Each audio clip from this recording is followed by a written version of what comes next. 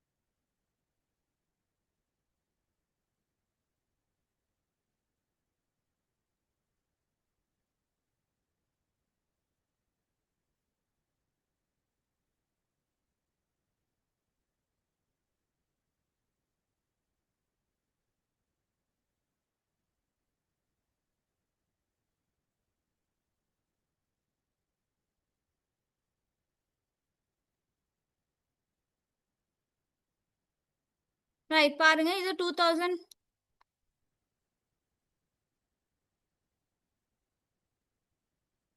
Right இது 2025 ஜூலை உங்களுக்கு முதல் பெச்சாக்கல் செய்த பேப்பர். ரைட் எம்சிக்யூ வந்துட்டு உங்களுக்கு வரும். எம்சிக்யூ வந்து நீங்க செய்யக்கூடிய மாதிரி எம்சிக்யூ வந்துட்டு தருவாங்க. 20 கேள்வி வரும். பார்ட் 1 பகுதி ஏயா 20 கேள்வி வரும். அதுல வந்து பிள்ளைகள் முதல் 10 கேள்வி நீங்க என்ன செய்யணும், 4 ஆன்சர் தருவாங்க. அதுல ஒன்று செலக்ட் பண்ணி போடணும். அடுத்தது வந்து 11வது கேள்வியும் 12வது கேள்வியும் ஒரு ஃபில் இன் த பிளாங்க்ஸ் மாதிரி வரும். நார்மலா வந்துட்டு ஏ லெவல்ல இது இது கொமர்ஸ் படிக்கிறாங்களுக்கு தெரிஞ்சிருக்கும். பிசினஸ் ஸ்டடீஸ்ல வரும், பேப்பர்ல வரும் இந்த இடைவெளி நிரப்புறது. அடுத்தது சின்ன பிள்ளையாய்க்க போக்குல நீங்களும் செஞ்சிப்பீங்க. ஸ்கூல்ல டேர்ம் எக்ஸாம்ல கிரேட் 2 கிரேட் 3ல வந்துட்டு ஃபில் இன் த பிளாங்க்ஸ் எல்லாம் செஞ்சிப்பீங்க. அது மாதிரி சின்ன ஒரு ஃபில் இன் த பிளாங்க்ஸ் தருவாங்க.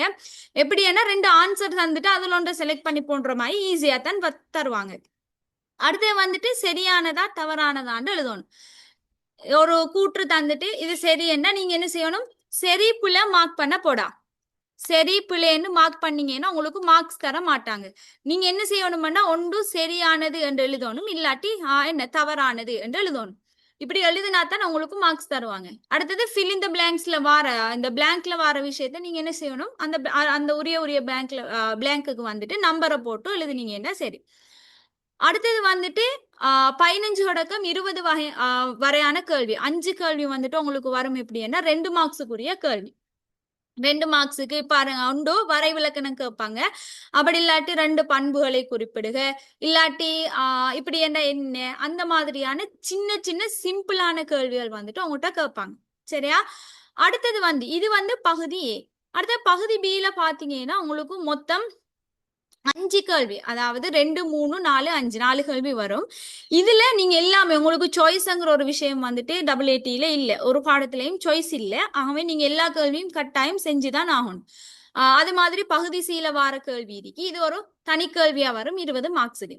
இதுலதான் நாம் சொன்ன மாதிரி அந்த தேசிய கணக்கீடுங்கிற விஷயம் வந்துட்டு உள்வாங்கப்பட்டு வருது. ரைட். இப்ப நீங்க என்ன செய்யணும்னா நார்மலாவே இந்த பேப்பருங்கிறது வந்து உங்களுக்கு தெரிஞ்ச விஷயம், ஃபார்மட் வந்து தெரிஞ்ச விஷயம். மேலால நான் என்ன திருப்பொரு தரம் சொன்னேன்.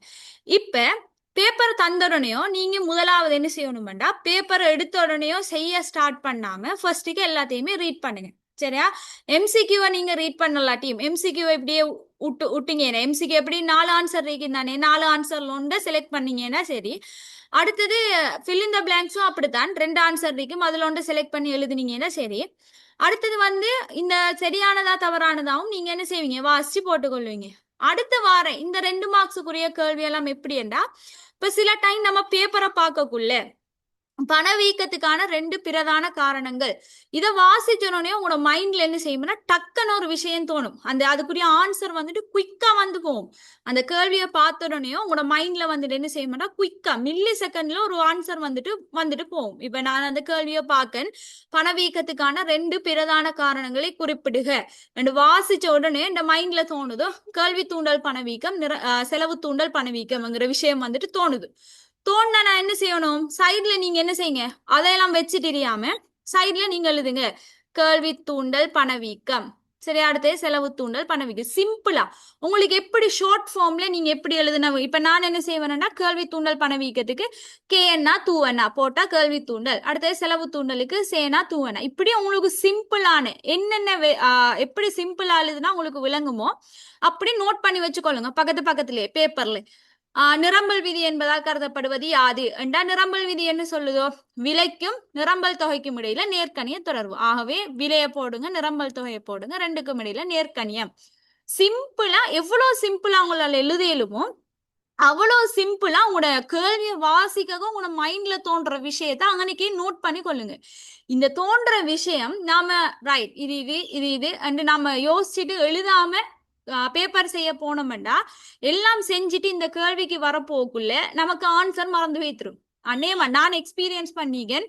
எழுதாம மைண்ட்ல தோணிருக்கு ரைட் நம்ம இது தெரியும் தானே நமக்கு நாம எக்ஸாம் செய்யக்குள்ள எல்லாத்தையும் தொடர செஞ்சுட்டு வரக்குள்ள நாம இதுக்கு ஆன்சர் எழுதுவோம் என்று வச்சுட்டு போனா அடுத்ததே அந்த கேள்வி வரப்போக்குள்ள நமக்கு அந்த விஷயம் மறந்து போய்த்துரும். அந்த நாம என்ன அந்த டைம் தோணிச்சோ அந்த விஷயம் வந்துட்டு இந்த இடத்த வராது. ஏன்னா நாம மேலே இருக்கிற கேள்வி எல்லாமே வாசிச்சு அந்தந்த பகுதிக்குள்ள போய்ப்போம் தானே. இப்ப கேள்வியை பத்தி ஒரு கேள்வி வந்திருக்கு எம்சிக்யூலேன்னா அப்ப நம்ம கேள்விக்குள்ள போயிருக்கும் நம்மளோட மைண்ட். அது மாதிரி நிரம்பல்ல இந்த ஒரு கேள்வி வந்திருக்குன்னா நிரம்பல் உள்ளுக்கு போயிருக்கும் நம்மளோட மைண்ட். இப்படி ஒவ்வொரு பாடத்துக்குள்ளேயும் நம்மளோட மைண்ட் போய்க்கிறதுனாடி இந்த பாடத்துல நமக்கு தோணுன விஷயம் குயிக்கான வராது. அதனால எவ்வளவுக்கு ஏழுமோ அவ்வளவுக்கு கேள்வியை வாசிச்சு எம்சிக்யூ நமக்கு தேவையில்ல. இந்த 2 மார்க்ஸ் கேள்வி பார்ட் 2 கேள்வி எல்லாத்தையும் வாசிச்சு பக்கத்துல ஆன்சரை நோட் பண்ணி கொள்ளுங்க. சரியா? இது நல்ல யூஸ்ஃபுல்லான ஒரு டிப். சரியா?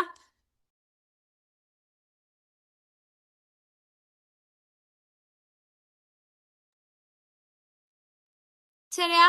ரைட். இதெல்லாம் நோட் பண்ணி கொள்ளுங்க. இப்ப 2 காரணத்தை பட்டியலிடுக அண்டா நிரம்பல் வலை இடப்பக்கமாக நகர்வதற்கான 2 காரணம். நமக்கு தெரியும் விலை தவிர்ந்து ஏனைய காரணியில மாற்றம் வந்தாதான் நிரம்பல் கோடு என்ன செய்யும் வலதுபுறம் இல்லாட்டி இடதுபுறம் நோக்கி நகரும். ஆகவே நிரம்பல் இடதுபுறம் நோக்கி நகர்றேன்னா நிரம்பல்ல வந்துட்டு ஒரு பாதகமான மாற்றம் வரணும். ஆகவே என்ன உள்ளீட்டு காரணியிட விலை அதிகரிக்கிற அப்போ உள்ளீட்டு காரணி உள்ளீடுன்னு போட்டு இதுக்கு இன்னைக்கு நீங்க எழுதலாம் உள்ளீடு என்று போட்டு என்ன செய்யலாம் அதோட விலை வந்துட்டு அதிகரிக்கிற. இப்படி சிம்பிளா எவ்வளவு சிம்பிளா நீங்க நோட் பண்ணி வைக்கிறீங்களோ அவ்வளவுத்துக்கு வந்துட்டு உங்களுக்கு எக்ஸாம் பேப்பர் ஈஸியா இருக்கும். ஏன்னா அந்த மைண்ட்ல அந்த மில்லி செகண்ட்ஸ்ல தோன்ற விஷயம் வந்துட்டு உங்களுக்கு யூஸ்ஃபுல் ஆகிக்கிற விஷயம். அந்த அந்த விஷயம் திருப்ப உங்களோட மைண்ட்ல வந்துட்டு திருப்ப வராது. நான் எக்ஸ்பீரியன்ஸ் பண்ணதுல இது ஒரு விஷயம். ரைட். இப்படி எல்லாத்தையும் என்ன செய்யுங்க நோட் பண்ணி கொள்ளுங்க. இப்படி நோட் பண்ணிட்டு போகே பார்ட் 2லையும் நான் பகுதி பிலையும் நோட் பண்ணுங்க. ஏன்னா உங்களுக்கு 15 மினிட்ஸ் பேப்பரை ரீட் பண்றதுக்கு தாராங்க. அந்த 15 மினிட்ஸை இந்த மாதிரி யூஸ்ஃபுல்லா பயன்படுத்துங்க. சரியா? இந்த மாதிரி யூஸ்ஃபுல்லா பயன்படுத்தினீங்கன்னா உங்களுக்கு ஈஸியா இருக்கும் பேப்பர். அடுத்தது என்ன செய்யுங்க அதே மாதிரி என்ன பகுதி பிலையும் வந்துட்டு என்ன செய்யுங்க இப்படி நோட் பண்ணி செய்யுங்க. நோட் பண்ணி கொள்ளுங்க. நோட் பண்ணி எடுத்தீங்கன்னா ஃபைனலா நோட் பண்ணி எல்லாம் முடிச்சதுக்கு பிறகு உங்களுக்கு ஒரு தெளிவு ஒன்று வரும். இதுல நீங்க எல்லா கேள்விக்கும் ஆன்சர் உங்களுக்கு எல்லா கேள்விக்கும் நீங்க நோட் பண்ணிக்கீங்க. எல்லா கேள்விக்குமே ஆன்சர் செய்யலும் ஃபுல்லா வந்துட்டு 10 மார்க்ஸ் டார்கெட் பண்ணலும். நீங்க என்ன செஞ்சிடுவீங்க ஸ்டார்ட்லயே கெஸ் பண்ணிடுவீங்க. அந்த 15 நிமிஷத்துக்குள்ள நான் சொன்ன மாதிரி நீங்க எம்சிக்யூவை ஃபுல்லா விட்டுருங்க. நான் இப்ப சொல்ற விஷயம் ஃபர்ஸ்ட்டுக்கு நீங்க செய்ய வேண்டிய விஷயம் பேப்பரை கையில தந்தோடனையோ எம்சிக்யூ விட்டுருங்க, ஃபில் இன் த பிளாங்க்ஸை விட்டுருங்க, சரி புள்ளைய விட்டுருங்க. விட்டுட்டு 2 மார்க்ஸுக்குரிய விஷயத்துக்கு வாங்க, பகுதி பிக்கு போங்க. இதுகள்ல இந்த விஷயங்களை பாருங்க. நோட்ஸ்ல மட்டும் ஃபர்ஸ்ட்டுக்கு என்ன செய்யுங்க பக்கத்துல நோட் பண்ணி வச்சுக்கொள்ளுங்க. நோட் பண்ணி வச்சீங்கன்னா அடுத்து நீங்க வினா 3 பாத்தீங்கன்னா இந்த கணக்கு இந்த பகுதியில வர கணக்கு நீங்க நல்லா படிச்சிருந்தீங்கன்னா நல்லா எல்லா தெளிவும் உங்களுக்கு இருந்துச்சுன்னா நீங்க ஃபுல் மார்க்ஸ் தாராளமா எடுப்பீங்க. என்ன எல்லா ஸ்டெப்ஸும் உண்டு. ஸ்டெப்ஸ் ஞாபகம் இருந்தா போதும் உங்களுக்கு. அப்ப இதுல ஃபுல் மார்க்ஸ் எடுக்கலாம். அப்ப ரைட். இதுல வந்து நீங்க என்ன செய்யலாம் 6 மார்க்ஸ் டார்கெட் பண்ணி எடுக்கலாம். அடுத்தது பாத்தீங்கன்னா இந்த கேள்விக்கு உங்களுக்கு ஆன்சர் தெரியும் அண்டா நீங்க என்ன செய்யலாம் ஒரு ஆன்சர் உங்களுக்கு ஒரு 2 மார்க்ஸ் செய்யலும் அண்டா ஒரு என்ன ஒரு 8 மார்க்ஸ் எடுக்கலும். அடுத்து வந்துட்டு இதுல ஒரு 10 மார்க்ஸுக்கு ஒரு 7 மார்க்ஸ் எடுக்கலும். இப்படி நீங்க என்ன செய்யலாம்டா எனலைஸ் பண்ணி எடுக்கலாம். நீங்க எது நல்ல டாப் லெவல்ல நல்லா செய்வீங்க, எதை 2வது லெவல்ல செய்வீங்க, எதை 3வது லெவல்ல செய்வீங்க, இப்படி ஒவ்வொன்றையும் என்ன செய்யலாம்டா ரேஞ்ச் பண்ணலாம். அரேஞ்ச் பண்ணோம்னா நமக்கு இந்த தோணும் தானே ஃபர்ஸ்ட்டுக்கு நீங்க எதை செய்யலுமோ எதை நீங்க நல்லா டார்கெட் பண்ணி ஃபுல் மார்க்ஸ் எடுக்கலுமோ அந்த கேள்வியை ஃபர்ஸ்டா செய்யுங்க. சரியா? அது எந்த கேள்வியா இருந்தாலும் சரிதான். நீங்க குழப்பி தாராளமா செய்யலாம். ஆனா ஃபர்ஸ்ட்டுக்கு என்ன இந்த பகுதி பியில இருக்கிற கேள்விகளை மட்டும்தான் குழப்பி செய்யலாம். பகுதி ஏ வந்துட்டு குழப்பி செய்யலாம். பகுதி ஏ ஓர்டர் தான் செய்யலாம். அதை குழப்பிடுறாங்க. பகுதி பியில நீங்க 2வது கேள்வியோ ஃபர்ஸ்ட்டுக்கு செய்யலாம், 5வது கேள்வியோ ஃபர்ஸ்ட்டுக்கு செய்யலாம். எது உங்களுக்கு ஃபுல் மார்க்ஸ் டார்கெட் பண்ணி எடுக்கலுமோ அதை ஃபர்ஸ்டா செய்யுங்க. அதுக்கப்புறம் எது அதை விட கொஞ்சம் குறைய மார்க்ஸ் எடுக்கலுமோ அதை செகண்டா செய்யுங்க. இந்த ஆர்டருக்கு செஞ்சீங்கன்னா எக்ஸாம் பேப்பர் திருத்துறாக்களிக்காங்க தானே, அவங்களுக்கு தோணும் எப்படின்னா நீங்க ஃபர்ஸ்ட் கேள்வியிலேயே ஃபுல் மார்க்ஸ் எடுத்துட்டீங்கன்னா ரைட், அவங்களோட மைண்ட்ல ஒரு பிக்சர் வந்துடும், இந்த புள்ள நல்ல டேலண்டான புள்ள, நல்லா செய்யக்கூடிய புள்ளங்கிற ஒரு மைண்ட் செட் வந்துடும். வந்து அவங்க அடுத்தடுத்த கேள்வியெல்லாம் திருத போக்கல எப்படி இருக்குமாண்டா, அவங்க நீங்க புல விட்டாலும் மிச்ச நுணுக்கமா வந்துட்டு என்ன செய்ய மாட்டாங்க, ஏன்னா பார்க்க மாட்டாங்க. மெயினான ஒரு சில விஷயங்கள் இருந்தாலே போதும். நீங்க வசனத்தை எப்படி கோத்திக்கீங்க, எந்தெந்த இடத்த ஒரு சில மிஸ்டேக்ஸ் விட்டிப்பீங்க தானே, அதெல்லாம் வந்துட்டு பெருசா கணக்கெடுக்க மாட்டாங்க. அப்படியே விட்டு ஃபுல்லா திருத்திட்டே போவாங்க. ஏன்னா அந்த பிள்ளைக்கு விஷயம் தெரியும், செய்யக்கூடிய ஆள்ங்கிற ஒரு மைண்ட்ல பிக்சர் ஒன்று வந்துடும். அந்த பிக்சர் தான் நமக்கு மெயின். அது வந்தா நம்மட சின்ன சின்ன பிள்ளைகளும் என்ன கணக்கெடுக்கப்படாது. சரி, அதுக்காண்டி தான் இந்த ஆர்டர்ல வந்துட்டு நாம பேப்பர் செய்யறேன். இதே இது நாம முதலாவது கேள்வி, இப்ப நாம ரெண்டாவது கேள்வி மூணாவது கேள்வி வந்து தொடர்ச்சியா செய்ய போறோம். ஆனா வினா 2ல வந்துட்டு நாம ஒரு 10க்கு வந்து ஒரு 4 மார்க்ஸ் தான் எடுத்திருக்கோம், அந்த மாதிரி எடுக்கக்கூடிய மாதிரி தான் நமக்கு இருக்கி. நீங்க அதையே செஞ்சு வச்சீங்கன்னா பேப்பர் திருத்துறாளுக்கு ரைட், இது ஒரு எவரேஜா செய்யக்கூடிய புள்ள ஒரு மைண்ட் செட் வந்துட்டேன்னா நம்ம உடுற சின்ன சின்ன புள்ளையும் வந்துட்டு அவங்களுக்கு பெருசா கண்ணில் படும். ஆகவே மார்க்ஸ் வந்துட்டு குறைஞ்சிட்டு போறதுக்கு சான்ஸ் இருக்கு. இது ஏ லெவலுக்கும் பொருந்தும். ஏ லெவல் செய்திகளா இருந்தா ஏ லெவலுக்கும் இது பொருந்தும். இது எங்கட கிளாஸ்ல எனக்கு சொல்லி தந்த விஷயம். சரியா, இப்படித்தான் பேப்பர் செய்யற மெத்தட். இந்த மாதிரி பேப்பர் செஞ்சீங்கன்னா உங்களுக்கு என்ன ஆயிக்கும்னா ஈஸியா இருக்கும். ஃபர்ஸ்ட்டுக்கு நோட் பண்ணி கொள்ளுங்க, உங்களுக்கு மைண்ட்ல தோன்ற விஷயங்களை பக்கத்து பக்கத்துல நோட்ஸா எழுதி கொள்ளுங்க. சரியா, அடுத்தது வந்து எம்சிக்யூ வந்து உங்களுக்கு நல்லா தெரியும், ஈஸியாவே மார்க் பண்ணக்கூடிய எம்சிக்யூ எல்லாம் வந்துட்டு ஈஸியாவே வரும். எக்கனாமிக்ல ஏ எடுக்கிறேங்கிறது லேசான விஷயம், சரியான லேசான விஷயம். ஏ எடுக்கிறேங்கிறது ஃபெயில் பண்றதுதான் கஷ்டமான விஷயம். நீங்க மினக்கட்டு நான் ஃபெயில் ஆகணும், ஃபெயில் ஆனா தான் ஃபெயில் ஆகலாம். ஒரு சில கேள்விகளை நீங்க செஞ்சீங்க என்றாலே என்ன எக்கனாமிக்ல வந்துட்டு ஈஸியா வந்துட்டு பாஸ் ஆயிடலாம், ஏயும் எடுத்துடலாம். கொஞ்சம் மினக்கட்டு படிச்சீங்கன்னா ஏ எடுத்துறேன். இன்னும் கொஞ்ச நாள் இருக்கு, சாட்டர்டே எக்ஸாம் ஸ்டார்ட் ஆகுது. அதுக்கிடையில உங்களால எவ்வளவு இன்புட் கொடுக்கலுமோ அவ்வளவு இன்புட் கொடுத்து படிச்சுக்கொள்ளுங்க. சரியா, அடுத்தது கட்டாயம் எக்ஸாமுக்கு போறதுக்கு முதல் உங்களோட பேப்பரை வந்து ஒரு பேப்பர் சரி நீங்க ஃபுல்லா எம்சிக்யூ அடுத்தது பார்ட் 2 எல்லாமே செய்து பாருங்க. பார்ட் 2 எல்லாம் வந்துட்டு கையால எழுதி பாருங்க, எவ்வளவு டைம் எடுக்குது, நமக்கு எழுதியலும் ஆயிருக்கா. இப்ப நம்ம கேள்வியை வாசிக்கக்குள்ள ரைட், இந்த கேள்விக்கு நம்ம இப்படி விட எழுதலாம் இப்படி விட எழுதலாம் மைண்ட்ல தோணும். ஆனா பேப்பர்ல எழுதக்குள்ள நமக்கு அந்த விஷயம் வராது, சரியா எழுத மாட்டோம். வசனம் வந்துட்டு ஒழுங்கா என்ன செட் பண்ண எல்லாமே இருக்கும். இந்த பிரச்சனைகள் வந்துட்டு எக்ஸாம் ஹால்ல நடக்கும். அதனால எக்ஸாம்ல போய்த்தான் பேப்பர் செய்யணும் தெரியாம உங்களோட டைம் ஒன்று எடுத்து 3 hours செட் பண்ணி ஒரு இடத்த இருந்து பேப்பரை வந்துட்டு செஞ்சு பாருங்க.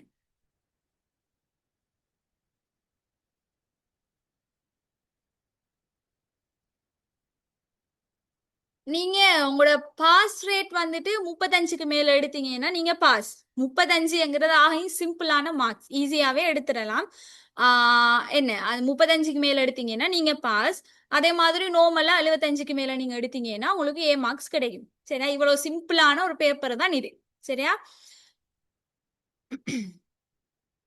இவ்வளவு தான் பேப்பர். பேப்பர் பத்தி என்னையாச்சும் கேட்கணுமா, உங்களுக்கு என்ன சரி டவுட் இருக்கா?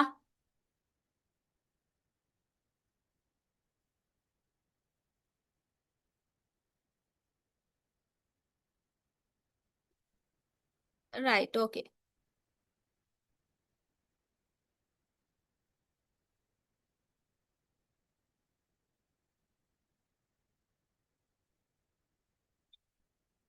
ரைட், அடுத்து வந்துட்டு தேசிய கணக்கீடு.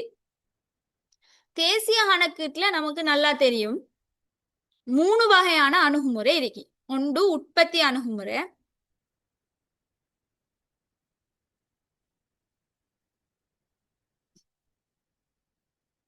லெவல் 2க்கு நீங்க போகணுமெண்டா பாஸ் பண்ணீங்கன்னா லெவல் 2க்கு போகலாம்.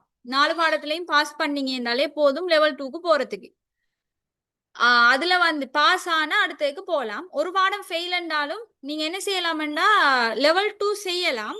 ஆனா இந்த பாடத்தையும் சேர்த்து நீங்க என்ன செய்யணும், இப்ப நீங்க இந்த ஜனவரி எக்ஸாம் எழுதுறீங்க, ஜனவரியில உங்களுக்கு ஒரு பாடம் ரிப்பீட் ரிஃபர்டண்டா நீங்க திருப்ப செய்யணும்னா நீங்க ஜூலைக்கு என்ன செய்யலாம்னா எக்ஸாமுக்கு அப்ளை பண்ணலாம். லெவல் 2ம் செஞ்சு இந்த லெவல் 1ல நீங்க ஃபெயில் ஆன சப்ஜெக்டையும் சேர்த்து செய்யலாம்.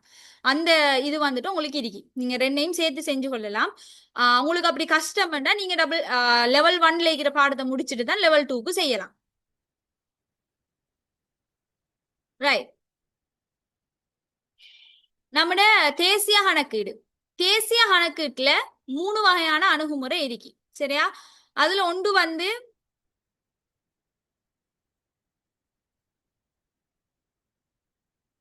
எல்லா லெவலுக்கும் இது பாசிபிள். நீங்க லெவல் 1 முடிச்சாதான் லெவல் 2 செய்யணும் இல்ல. லெவல் 2க்கு போயிட்டு இந்த இந்த இதுல வந்து நீங்க லெவல் 2 செய்தீங்கன்னு வைங்களேன். ஜனவரியில லெவல் 2 செய்தீங்க. லெவல் 2ல 2 பாடம் ஃபெயில்னா நீங்க என்ன செய்யலாம்னா லெவல் 3 செஞ்சுட்டு இந்த 2 பாடத்தையும் செய்யணும். அப்படி இல்லைன்னா நீங்க லெவல் 3 மட்டும் செய்யலாம். லெவல் 2ல இந்த பாடத்தை செஞ்சு அதை செய்யணும். தனியா லெவல் 3 செஞ்சு முடிச்சதுக்கு அப்புறம் இந்த பாடத்தை தான் செய்யணும் இல்ல. அப்படி செய்யலாம். ரைட். வேற நம்ம கேட்கணுமா?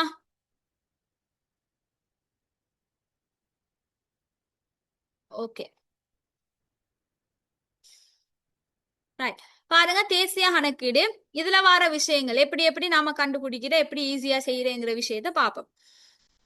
தேசிய கணக்கீட்டுல 3 முறையான அணுகுமுறை இருக்கு. இந்த 3 அணுகுமுறையில இருந்துதான் உங்களுக்கு கேள்வி கேட்பாங்க. அதுல முதலாவது அணுகுமுறை உற்பத்தி அணுகுமுறை.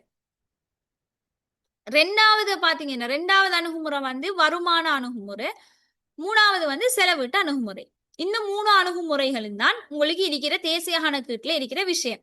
இந்த தேசிய கணக்கீடுங்கிறதை நம்ம என்னன்னு பார்த்தோம்னா ஒரு நாட்டுல நடக்கிற உற்பத்தி ரீதியா பார்த்தோம்னா உற்பத்தியை வச்சு கணிக்கிறது. வருமானங்கள், ஒரு நாட்டுக்கு வருமானம் கிடைக்கும், அந்த வருமானங்களை வச்சு கணிக்கிறது. இல்லாட்டி ஒரு நாட்டுக்கு ஏற்படுற செலவு, அந்த செலவுகளை எல்லாம் வச்சு அந்த நாட்டுக்கு ஏற்பட்ட வருமானம் என்ன, அந்த நாட்டுற மொத்த உள்நாட்டு உற்பத்தி என்ன, அந்த நாட்டுக்கு ஏற்பட்ட மொத்த செலவினம் என்ன, அப்படி அதுகளை கணிக்கிறதான் வந்துட்டு இந்த தேசிய கணக்கீடு என்று சொல்ற விஷயம். ஒரு நாட்டுல 3 வகையான விஷயம் நடக்கும். இப்ப நம்ம நிறைய நிறுவனங்கள் இருக்கு தானே, நம்ம நாட்டுல நிறைய நிறுவனங்கள் இருக்கு. எல்லா நிறுவனங்களும் சேர்ந்துதான் நம்ம நாட்டை வந்துட்டு உருவாக்கி இருக்கு. எக்கச்சக்கமான நிறுவனங்கள் இருக்கு. இந்த நிறுவனங்கள் எல்லாத்துலயும் உற்பத்தி நடக்கும், அந்த நிறுவனத்துக்கு வருமானங்கள் வரும், அந்த நிறுவனத்துக்கு செலவு ஏற்படும். இது 3 தான் மெயினான விஷயம். ஒரு நாட்டுல மெயினா இருக்கிற விஷயம் உற்பத்தி, வருமானம், செலவு. இந்த 3 மெயினான விஷயத்தையும் வச்சு ஒரு நாட்டுல உற்பத்தி என்ன, ஒரு நாட்டு தேசிய வருமானம் என்ன, இதுகளை கணிக்கிறது தான் வந்துட்டு இந்த தேசிய கணக்கீடுங்கிற விஷயம். சரியா? இதெல்லாம் வந்து நம்மட சென்ட்ரல் பேங்க் ரிப்போர்ட்ல இந்த விஷயங்கள் அமைக்கி தானே. இது அப்படியே ஒரு வருஷம் முடிவுல நம்மட சென்ட்ரல் பேங்க் ரிப்போர்ட், இலங்கையிட மத்திய வங்கி என்ன செய்யும்னா இந்த விஷயங்களை வச்சு மொத்த உள்நாட்டு உற்பத்தி எவ்வளவோ, சரியா, அடுத்தது வந்து தேசிய வருமானம் எவ்வளவோ, அடுத்தது ஒரு நாட்டு பொருளாதார வளர்ச்சி எவ்வளவு, இப்படி எல்லா விஷயங்களையும் கணிச்சு ஃபைனலா ஒரு புக் கொண்ட ரிலீஸ் பண்ணு ஒரு வருஷம் முடிய. அந்த வருஷத்துல எப்படி இருக்கேன் இதுதான் நாம என்ன செய்யறோம்னா எக்கனாமிக்ல படிக்கணும். சிம்பிளா நீங்க இப்ப பேசிக்ல இருக்கிறாக்கள் தானே, அதுல உங்களுக்கு சிம்பிளா வந்துட்டு ஒரு கொஞ்சம் விஷயங்கள் வந்துட்டு என்ன செஞ்சிக்காங்கன்னா உங்களுக்கு தந்திக்காங்க. ரைட்.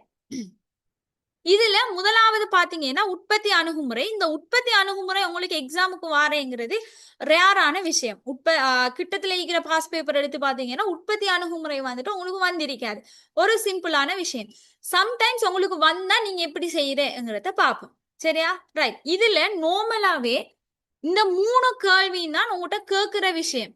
ஜிவிஏ மொத்த பெறுமதி சேர்ப்பனவுகள், மொத்த உள்நாட்டு உற்பத்தி, மொத்த தேசிய வருமானம், இந்த 3 தான் தேசிய கணக்கீட்டுல உங்களுக்கு கேள்வியா கேட்பாங்க. இது தவிர வேறொரு கேள்வியும் என்ன உங்களுக்கு வராது. இந்த 3 ஜிவிஏ கேட்பாங்க, ஜிடிபி கேட்பாங்க, ஜிஎன்ஐ கேட்பாங்க. இதுல உற்பத்தி அணுகுமுறையில நீங்க எப்படி மொத்த பெறுமதி சேர்ப்பனவுகள் காண்ற என்றா, உற்பத்தி நம்முடைய நாட்டை எடுத்தோம்டா, ஸ்ரீலங்காவை எடுத்தோம்டா, ஸ்ரீலங்கால 3 வகையில தான் உற்பத்தி நடக்கும். ஒன்று விவசாயம், 2வது கைத்தொழில், 3வது சேவை. இந்த 3 வகையிலையும் தான் உற்பத்தி நடக்கும். இதை தவிர வேறொரு மெத்தடும் இல்லை. இப்ப விவசாயம்னா உங்களுக்கு நல்லா தெரியுமே என்ன, நெல், சோளம், கோதுமை, இதெல்லாம் வந்துட்டு விவசாயத்துக்குள்ள வர விஷயம். சரியா? கைத்தொழில்ங்கிறது எல்லாம் கைத்தொழில் ரீதியான விஷயம். ஒவ்வொரு ஃபேக்டரியாலும் கைத்தொழிலுக்குலாம் வரும். சேவைங்கிறது என்ன, சேவை வந்துட்டு வைத்திய சேவை வரும், அடுத்தது கல்வி சேவை வரும், போக்குவரத்து சேவை வரும், இப்படி நிறைய சேவைகள். இந்த 3 விஷயமும் தான் ஒரு நாட்டுற உற்பத்தி, அதாவது நம்ம நாட்டுற உற்பத்தியை உருவாக்குற விஷயம். அதனால மொத்த பெறுமதி சேர்ப்பனவுங்கிறது என்னன்னா .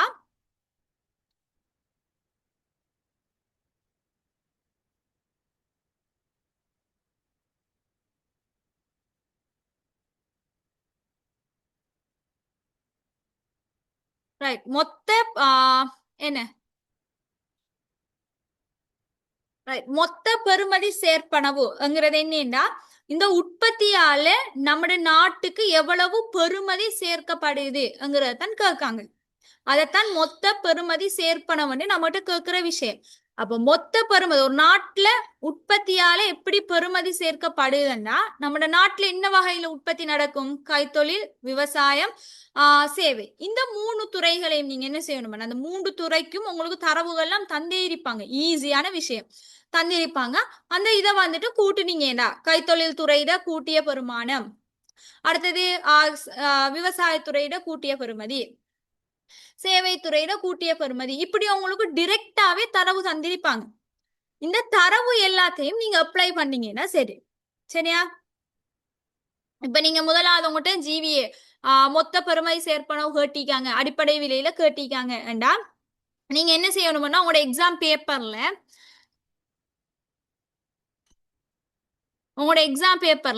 ஜிவிஏன்னு போட்டுட்டு இந்த 3ஐயும் எழுதணும். ஜிவிஏ சமன் விவசாயத்துறை பிளஸ் கைத்தொழில் துறை பிளஸ் சேவை துறை. இப்படி நீங்க 3ஐயும் என்ன இந்த சமன்பாட்டு ஈக்குவேஷன் அப்படியே எழுதணும். எழுதிட்டு இதை பாடமாக்கி தான் நீங்க போய் எழுதணும்னு இல்லை. உங்களுக்கு நல்லாவே தெரியும். நார்மலா ஒவ்வொரு நாட்டுல நம்ம நாட்டுல இருக்கிற எல்லாருக்குமே தெரியும் என்னென்ன வகையில உற்பத்தி நடக்கும். இப்ப நான் சொல்லி தந்ததை வச்சு உங்களுக்கு தெரிஞ்சிருக்கும் என்ன விவசாயம், கைத்தொழில், சேவை, இந்த 3ஐயும் நாம பாடமாக்கி தான் அப்ளை பண்ணணும்னு இல்லை.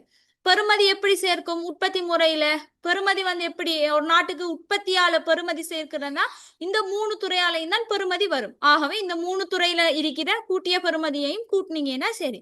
இது அவங்க டிரெக்டாவே உங்களுக்கு என்ன செஞ்சிருப்பாங்க, தரவு வந்துட்டு தந்திருப்பாங்க சார்ட்ல. இப்ப நீங்க ஒவ்வொன்றுக்கும் விவசாயத்துக்கு 800, இப்ப உதாரணத்துக்கு விவசாயத்துக்கு 800, அது மாதிரி கைத்தொழிலுக்கு 1000, சேவைக்கு 700. அப்ப நீங்க என்ன செய்யணும்? இந்த இவ்வளோத்தையும் கூட்டி என்ன செய்யணும்? இதுக்கு ஆன்சரா போட்டீங்கன்னா சரி. சரியா? இதுதான் உங்களுக்கு என்ன ஜிவிஏக்குரிய ஆன்சரா வரும். சிம்பிளான விஷயம். அப்படியே டிரெக்டா உங்களுக்கு என்ன செஞ்சிருப்பாங்க, தரவா தந்திருப்பாங்க. அடுத்தது மொத்த உள்நாட்டு உற்பத்தி. ஒரு உள்நாட்டுல நம்மட நாட்டுல சரியா எவ்வளவு உற்பத்தி நடந்திருக்கு, இது இவ்வளவு பிள்ளைகள் பெறுமதி சேர்ப்பனவு வேண்டா ஒவ்வொரு துறையும் எவ்வளவு பெறுமதியை உருவாக்கி இருக்குங்கிறதான் இந்த பெறுமதி சேர்ப்பனவு. சரியா?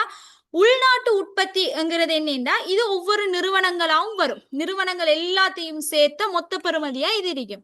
இது உள்நாட்டு உற்பத்தி என்று வரப்போக்குள்ள எப்படி வரும்டா அரசாங்கம் தலையிடும். அரசாங்கம் என்ன செஞ்சிருக்கும்? வரி கொடுத்திருக்கும், வரி அறவிட்டிருக்கும், மானியம் கொடுத்திருக்கும். இந்த விஷயங்கள்லாம் என்ன செஞ்சிருக்கும்னா நடந்திருக்கும். இதே எல்லாத்தையும் கணிச்சு வாரதுதான் மொத்த உள்நாட்டு உற்பத்தி அறிக்கும். அதுக்கு நாம் எப்படி காண்றேன்னா இந்த ஜிடிபி எப்படி காண்றேன்னா இந்த ஜிவிஏ, இது மொத்த பெறுமதி சேர்ப்புகள் இருக்கு தானே, அதோட நமக்கு அரசாங்கம் அறவிட்ட வரிய கூட்டி மானியத்தை கழிக்கணும். சரியா? அரசாங்கம் எவ்வளவு வரி அறவிட்டிருக்கோ அதை நம்மளோட கூட்டிய பெறுமதியோட சேர்த்து நமக்கு எவ்வளவு மானியம் தந்திருக்கோ அதை கழிக்கணும். ஏன்னு சொல்லுங்க, வரிங்கிறது நமக்கு உண்மையா அரசாங்கம் நம்மகிட்ட அறவிட்டது. அப்ப அது என்ன செய்யும்? நம்மளோட உற்பத்தியில தாக்கம் செலுத்தும். சரியா? அந்த பெறுமதியை நாம என்ன செய்யணும்னா நாம சேர்க்கணும். அடுத்து மானியம்ங்கிறது நமக்கு அரசாங்கம் தந்தது, நமக்கு தந்தது நம்மளோட உற்பத்தியோட சம்பந்தப்படாது. ஆகவே அதை கழிக்கணும். சரியா? ரைட். அப்ப நீங்க என்ன செய்யணும்னா மொத்த உள்நாட்டு உற்பத்தி ஜிடிபி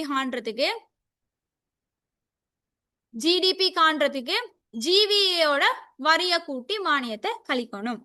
அடுத்தது மொத்த தேசிய வருமானம் ஜிஎன்ஐ. இந்த ஜிஎன்ஐங்கிற விஷயம் புள்ளியில் எல்லாத்துக்குமே பொதுவான விஷயம். உற்பத்தி அணுகுமுறை, வருமான அணுகுமுறை, செலவிட்டு அணுகுமுறை. இந்த 3 அணுகுமுறையிலையும் நீங்க இதே சமன்பாடுதான் 3 அணுகுமுறைக்கும் வரும். என்ன செய்யணும்? ஜிடிபியோட தேறிய வெளிநாட்டு முதன்மை வருமானம். தேறிய வெளிநாட்டு முதன்மை வருமானம்ங்கிறது என்னன்னா நம்ம நாட்டுல இருந்து வேலை செய்யறதுக்காண்டி வெளிநாட்டுக்கு போயிருப்பாங்க. இப்ப நார்மலா இப்ப நம்ம கிளாஸ்ல இருக்கிற ஒவ்வொருத்தரையும் எடுத்து பார்த்தோம்னா இதுல நிறைய பேர் எப்படியும் ஒரு ஃபேமிலியில ஒரு ஆள் 2 பேரும் சரி வெளியில இருப்பாங்க, வேலைக்கு போயிருப்பாங்க. இப்ப அவங்க என்ன செய்வாங்க? உழைச்சி அங்க வெளிநாட்டுல இருந்து உழைச்சி நம்ம நாட்டுல இருக்கிற அவங்க ஃபேமிலிக்கு என்ன செய்வாங்க? காசு அனுப்புவாங்க. அதுக்கு பேரு தான் தேறிய வெளிநாட்டு முதன்மை வருமானம். சரி, இது நம்ம நாட்டுக்குரிய வருமானம். அதனால அதுக்கு பேரு என்ன, மொத்த தேசிய வருமானத்துக்கு நாம என்ன செய்யணும், இந்த ஜிடிபியோட இந்த தேறிய வெளிநாட்டு வருமானம் என்பிஏ வந்துட்டு கூட்டணும். இது உற்பத்தி அணுகுமுறை. இந்த உற்பத்தி அணுகுமுறை வந்துட்டு உங்களுக்கு பெருசா எக்ஸாமுக்கு வந்தில்லை. கிட்டத்துல இருக்கிற பேப்பர்ஸ் ஒன்லையும் வந்துட்டு உற்பத்தி அணுகுமுறை வந்தில்லை. மெயினா வாரது வருமான அணுகுமுறை வரும், இல்லாட்டி செலவீட்டு அணுகுமுறை வரும். இதுகள் ரெண்டும் தான் உங்களுக்கு மெயினா வரப்போற விஷயம். சரியா? உற்பத்தி அணுகுமுறையில என்ன சரி டவுட் கேட்கணுமா உள்ளே?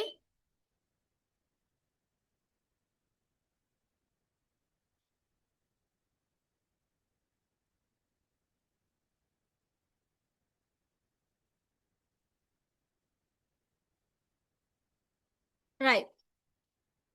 அடுத்த அணுகுமுறை பாத்தீங்கன்னா வருமான அணுகுமுறை.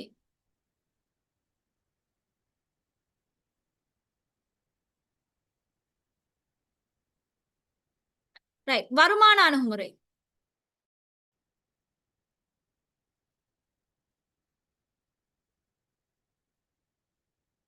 இந்த வருமான அணுகுமுறையிலையும் அதேதான் வரும். ஜிவிஏ, ஜிடிபி, ஜிஎன்ஐ இந்த மூணு தான் உங்களுக்கு வரப்போற கேள்வி. இந்த மொத்த பருமதி சேர்ப்பனவு என்னன்னா வருமானம். வருமானமா கிடைக்கிறது. தொழில இருந்து கிடைக்கிற வருமானம், வட்டியில இருந்து கிடைக்கிற வருமானம், வாடகையில இருந்து கிடைக்கிற வருமானம், அடுத்து கலப்பு வருமானம். இந்த விஷயங்களோட இன்னொரு விஷயம் எட்டாகும் என்னன்னா உற்பத்தி மீதான வரி. உற்பத்தி மீதான வரி, உற்பத்தி செய்யக்குள்ள நமக்கு வரி விதிச்சிப்பீங்க, வரி விதிப்பாங்க. அந்த வரி, உற்பத்தி மீதான வரியில இருந்து மானியத்தை கழிக்கணும். இது ஜிவிஏ காண்றதுக்குரிய மெத்தட். சரியா? என்ன செய்யணும், நம்மட வருமானங்கள் உங்களுக்கு தந்திப்பாங்க. ஊழியர் இழப்பீடுங்கிறது நமக்கு ஒரு வருமானம். சரியா? ஊழியர் இழப்பீடு. அடுத்து வந்துட்டு தொழில் வருமானம், தொழிலாளர் கிடைக்கிற வருமானம், வட்டி வருமானம், வாடகை வருமானம், கலப்பு வருமானம், இவ்வளவும் தான் மெயினான கம்பனன்ட்ஸ். ஊழியர் இழப்பீடு, தொழில் வருமானம், வட்டி, வாடகை, கலப்பு வருமானம், இவ்வளவு தான் மெயினான கம்பனன்ட்ஸ். இது உங்களுக்கு தந்திருப்பாங்க. இப்ப நீங்க கேள்வியில நீங்க பார்த்தோன்னே உங்களுக்கு மைண்ட்ல தோணும் என்ன, ரைட், இது வருமான அணுகுமுறை. இந்த வருமான அணுகுமுறைக்கு ஏத்த மாதிரி தான் நாம கேள்வி செய்யணுங்கிற விஷயம் உங்களோட மைண்ட்ல தோணும். ஃபர்ஸ்ட்டுக்கு கேள்வியை பார்த்தோன்னே அது என்ன அணுகுமுறைன்றதை நீங்க கண்டுபிடிக்கணும். சரியா? ரைட். அடுத்த இதுல பாத்தீங்கன்னா இவ்வளோத்தையும் கூட்டி உற்பத்தி மீதான வரியை கூட்டி என்ன செய்யணும், நீங்க மானியத்தை கழிக்கணும். உற்பத்தி மீதான வரி, உற்பத்தி மீதான மானியம். அடுத்து ஜிடிபி காண்றதுக்கு, ஜிடிபி மொத்த உள்நாட்டு உற்பத்தி காண்றதுக்கு நீங்க என்ன செய்யணும், இந்த ஜிவிஏ இதோட உற்பத்தி மற்றும் இறக்குமதி மீதான வரிய கூட்டி மானியத்தை கழிக்கணும்.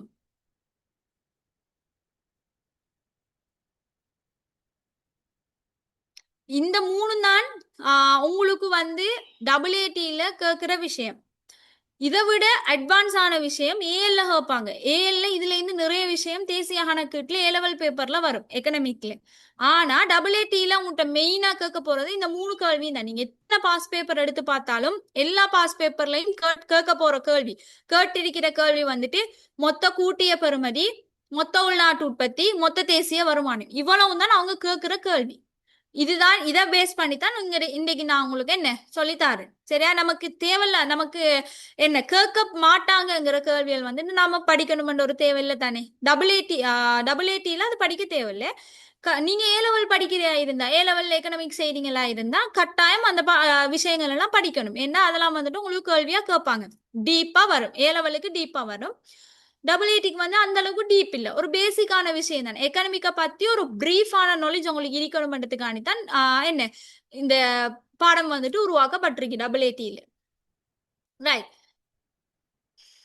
இது என்ன, மொத்த உள்நாட்டு உற்பத்தி காண்றதுக்கு நீங்க என்ன செய்யணும்னா உற்பத்தி மற்றும் இறக்குமதி மீதான வரியை கூட்டி மானியத்தை கழிக்கணும். இதுவும் உங்களுக்கு தெளிவாவே எல்லா டேர்ம்ஸும் தெளிவாவே உங்களுக்கு கேள்வியில தந்திருப்பாங்க. சரியா?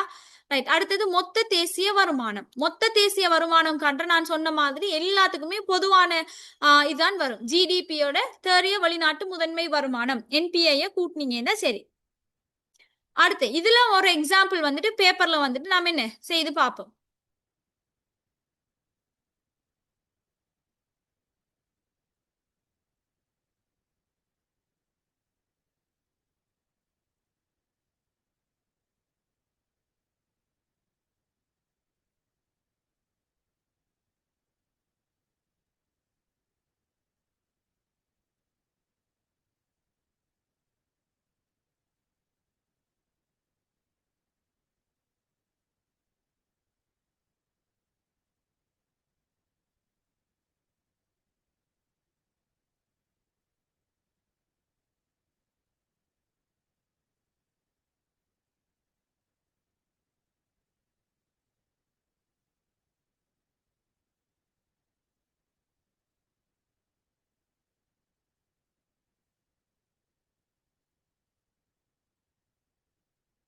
ரைட் பாருங்க.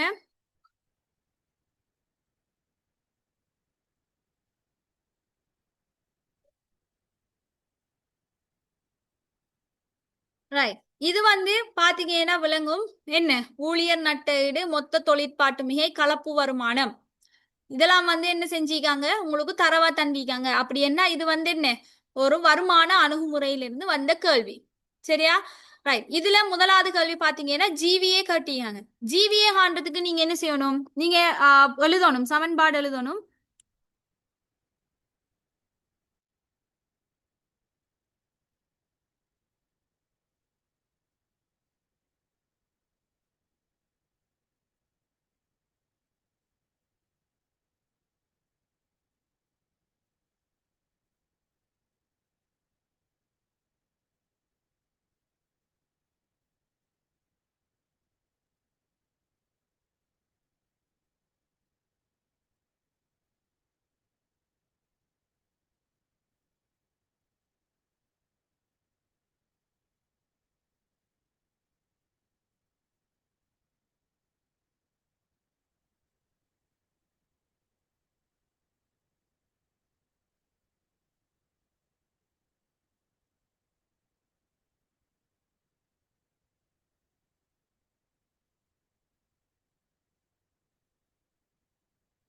ரைட். பாருங்க, ஜிவிஏ காண்றதுக்கு நீங்க என்ன செய்யணும்? ஊழியர் நட்டஈடு, இந்த மொத்த தொழிற்பாட்டு மிகை என்று அவங்க சொல்றது என்ன தேண்டா, நாம தொழில் வருமானம் என்று பார்த்தோம் தானே, அதுதான் இங்க மொத்த தொழிற்பாட்டு மிகை, அதுக்கு கீழே வர விஷயம். சரியா?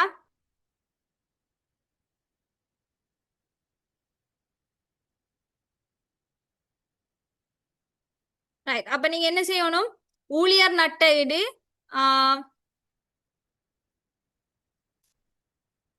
ஜிவிஏ சம நீங்க எழுதணும். ஊழியர் நட்டஈடு என்னென்ன தந்திருக்காங்களோ அதை அப்படியே நீங்க என்ன செய்யுங்க, தரவுல என்ன தந்திருக்காங்களோ அதை அப்படியே எழுதுங்க. ஊழியர் நட்டஈடு என்று எழுதுங்க. பிளஸ் மொத்த தொழிற்பாட்டு மிகை, மொத்த தொழிற்பாட்டு மிகை அதை எழுதுங்க. அடுத்தது பிளஸ் கலப்பு வருமானம், பிளஸ் கலப்பு வருமானம். அடுத்தது என்ன வரும் இங்க? பிற வரிகள் கழித்த உற்பத்தி மீதான மானியங்கள். சரியா? இங்க என்னன்னா பிற வரிகள் கழித்த உற்பத்தி மீதான மானியம்ங்கிறது என்னன்னா, நீங்க உங்களோட இதன்படி எழுதுங்க. நீங்க ஜிவிஏ சமன் ஊழியர் நட்டஈடு, மொத்த தொழிற்பாட்டு மிகை, கலப்பு வருமானம் பிளஸ் உற்பத்தி மீதான வரி மைனஸ் மானியம். அப்படி நீங்க என்ன செய்யுங்கன்னா எழுதுங்க. சரியா? எழுதிட்டு கீழே என்ன செய்யுங்க? அதுகளுக்கு பிரதியீடு செய்யுங்க. ஊழியர் நட்டஈடு வந்துட்டு 4200, மொத்த தொழிற்பாட்டு மிகை வந்துட்டு 3000 பிளஸ் 3600. அடுத்தது கலப்பு வருமானம் பிளஸ் 1800. சரியா? ரைட். இதுல அடுத்தது வந்து என்னன்னா தந்திருக்காங்க பிற வரிகள் கழித்த உற்பத்தி மீதான மானியம் தந்திருக்காங்க. பிற வரிகள் கழித்தேண்டா வரி மைனஸ் மானியம் இப்படி போட்டு செஞ்சிருக்காங்க. வரி எல்லாம் கழிச்சதுக்கு பிறகு மானியம் மிஞ்சிருக்கி. ஆகவே இதை நீங்க கூட்டணுமா கழிக்கணுமா?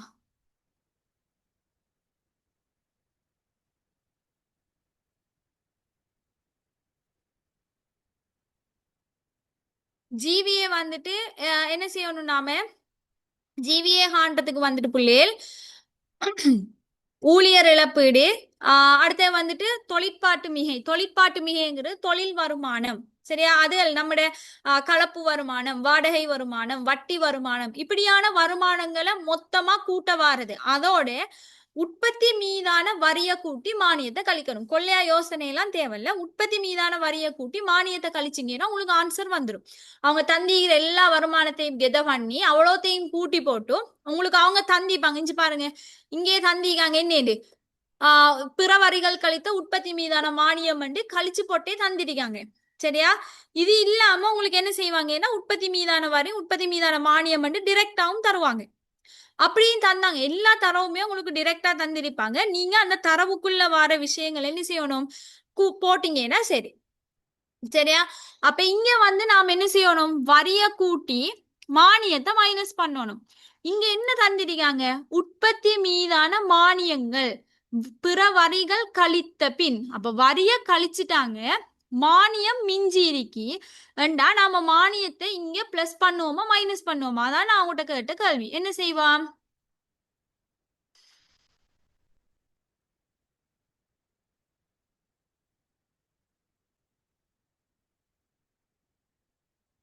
ரைட், பாருங்க, வெரி குட். என்ன செய்யணும் நாம? வரிய வந்து நம்ம நம்ம நார்மலா நம்மட கணக்குல வந்து நாம செய்யறது வரிய கூட்டுவோம், மானியத்தை மைனஸ் பண்ணுவோம். இதுதான் நம்ம ஜிவிஏ காண்ற முறை. இவங்க என்ன செஞ்சிருக்காங்க? வரியெல்லாம் கழிச்சு போட்டு மானியம் மிஞ்சிருக்கி, அதனால அந்த மானியத்தை தந்திருக்காங்க. நாம நார்மலா என்ன செய்வோம்? மானியத்தை வந்துட்டு கழிப்போம். ஆகவே இந்த 600 வந்துட்டு நாம என்ன செய்வோம்? மைனஸ் பண்ணுவோம். சரியா? மைனஸ் 600.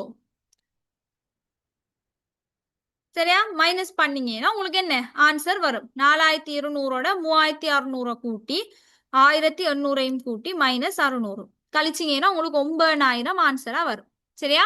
ஆகவே ஜிவி ஏட பெறுமதி 9000.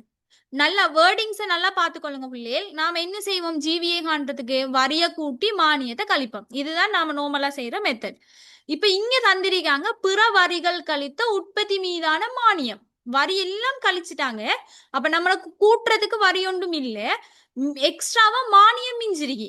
அப்ப மானியத்திற பெறுமதி கூட. இப்ப உதாரணத்துக்கு எப்படி இருந்திருக்குமெண்டா, ஆஹ் இது வரி வந்துட்டு 400ம் மானியம் வந்துட்டு 1000ம் இருந்துச்சுன்னா அப்ப நீங்க என்ன செய்வீங்க? இந்த இடத்த உங்களுக்கு இப்படி தரவு தந்திருக்காங்கன்னா நீங்க என்ன செஞ்சிருப்பீங்க? 400 பிளஸ் பண்ணி 1000 என்ன செஞ்சிருப்பீங்க?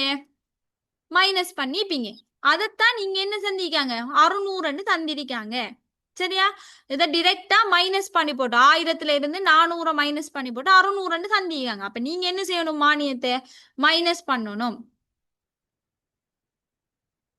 ஆன்சர்ல வந்து ஆன்சர் ஷீம்ல வந்து உங்களுக்கு எல்லாமே வந்துட்டு 100% சரியா இருக்காது. அவங்களே போட்டிப்பாங்க. ஒரு சில இடத்த மிஸ்டேக் வந்துருக்கும். அது நடக்கிற விஷயம்தான். இந்த ஆன்சர் அது அந்த அந்த ஆன்சர் வந்துட்டு ஃபுல்லாவே எல்லாமே வந்துட்டு சரியா இருக்கும் இல்ல. ஒரு சில இடங்கள்ல மிஸ்டேக் நடக்கும். இதுதான் அதுக்குரிய ஆன்சர். நீங்க நார்மலா யோசிச்சு பாருங்களேன். வரிய கூட்டி இப்ப நான் சொன்ன மாதிரி இதுல பாருங்க. சரி, ரைட். இதுல பாப்போமே. உங்களுக்கு மானியம் மட்டும் தந்திருக்காங்க. உற்பத்தி மீதான மானியம். வரி எல்லாம் கழிச்சிட்டாங்க. வரி வந்துட்டு தனித்தனிய பெறுமதி தந்திருக்காங்கன்னு வைங்க. உங்களுக்கு வரிட பெறுமதி 400 தந்திருக்காங்க, மானியத்திட பெறுமதி 1000 தந்திருக்காங்க. நீங்க இந்த கணக்குல என்ன செய்வீங்க?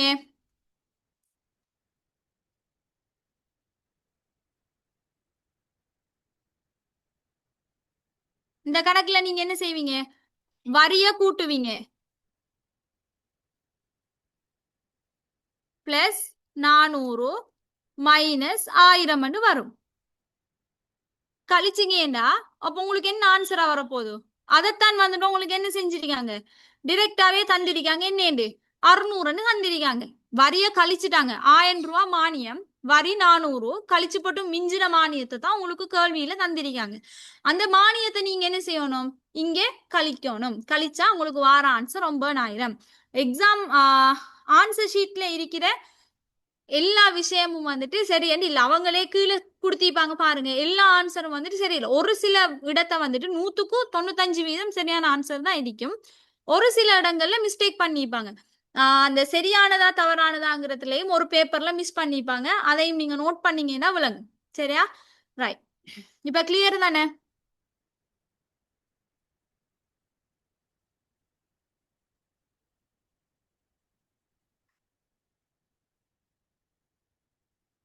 ரைட். அப்ப இங்க என்ன ஆன்சர் வரும்? மைனஸ் 600. ஆகவே 9000. இப்ப அடுத்தது ஜிடிபி சந்தை விலையில காணும்.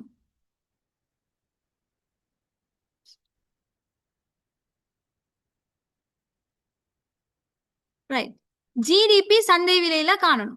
எப்படி நீங்க ஜிடிபி சந்தை விலையில காணுவீங்க? ஜிடிபி காண்றதுக்கு என்ன செய்யணும்? நீங்க எழுதுங்க. ஜிடிபி சமன் ஜிவிஏயோட என்ன செய்யணும்? உற்பத்தி மற்றும் இறக்குமதி மீதான வரிய கூட்டி மானியத்தை கழிக்கணும். சரியா? ஃபுல்லா நீங்க எழுதுனீங்கன்னா சரி. உற்பத்தி இறக்குமதி மீதான வரிய கூட்டி மானியத்தை கழிக்கணும். ரைட். அப்ப இந்த இடத்தை நீங்க பாருங்க. இந்த இடத்தை பாருங்க. உற்பத்தி மற்றும் இறக்குமதி மீதான நிகர வரிகள். நீங்க வரிய கூட்டி மானியத்தை கழிச்சு இங்க நிகர வரிகள்ங்கிறது என்னன்னா டெலி பண்ணிட்டாங்க. வரியில இருந்து மானியத்தை கழிச்சு போட்டு இங்க வரி மிஞ்சிருக்கி. சரியா? அதைத்தான் நீங்க 700ன்னு தந்துறீங்க. அப்ப இதை நீங்க கூட்டுவீங்களா கழிப்பீங்களா?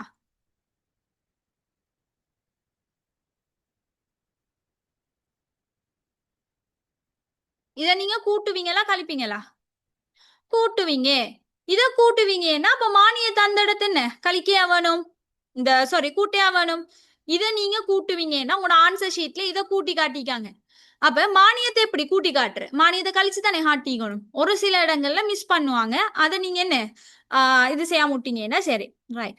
அப்ப நீங்க என்ன செய்யணும், இங்க 700 வந்துட்டு பிளஸ் பண்ணணும். 9000 பிளஸ் 700 9700.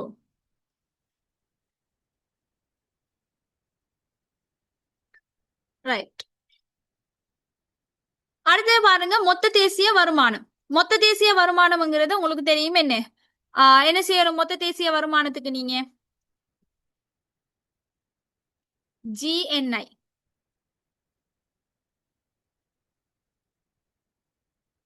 ரைட். ஜிஎன்ஐ காண்றதுக்கு ஜிஎன்ஐ சமன் என்ன செய்யணும், ஜிடிபியோட என்பிஐ என்ன நிகர வெளிநாட்டு வருமானத்தை, நிகர வெளிநாட்டு முதன்மை வருமானத்தை என்ன செய்யணும் கூட்டணும். சரியா? ரைட். இங்க ஜிடிபி வந்துட்டு 9700. இதோட நிகரம் வெளிநாட்டு முதன்மை வருமானம் 300. இதை கூட்டுனீங்கன்னா உங்களுக்கு வார ஆன்சர் என்ன 10,000. சரியா? இது கிளியரா பிள்ளை? டவுட் கேட்கணுமா நீங்க?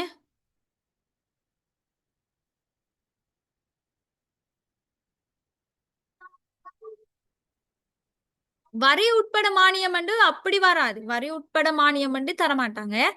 வரிய கழிச்சிட்டு மானியம் தருவாங்க, இல்லாட்டி வேற வேறையா தருவாங்க. ஓகே, கிளியரா பிள்ளை? அடுத்த விஷயத்துக்கு போமா?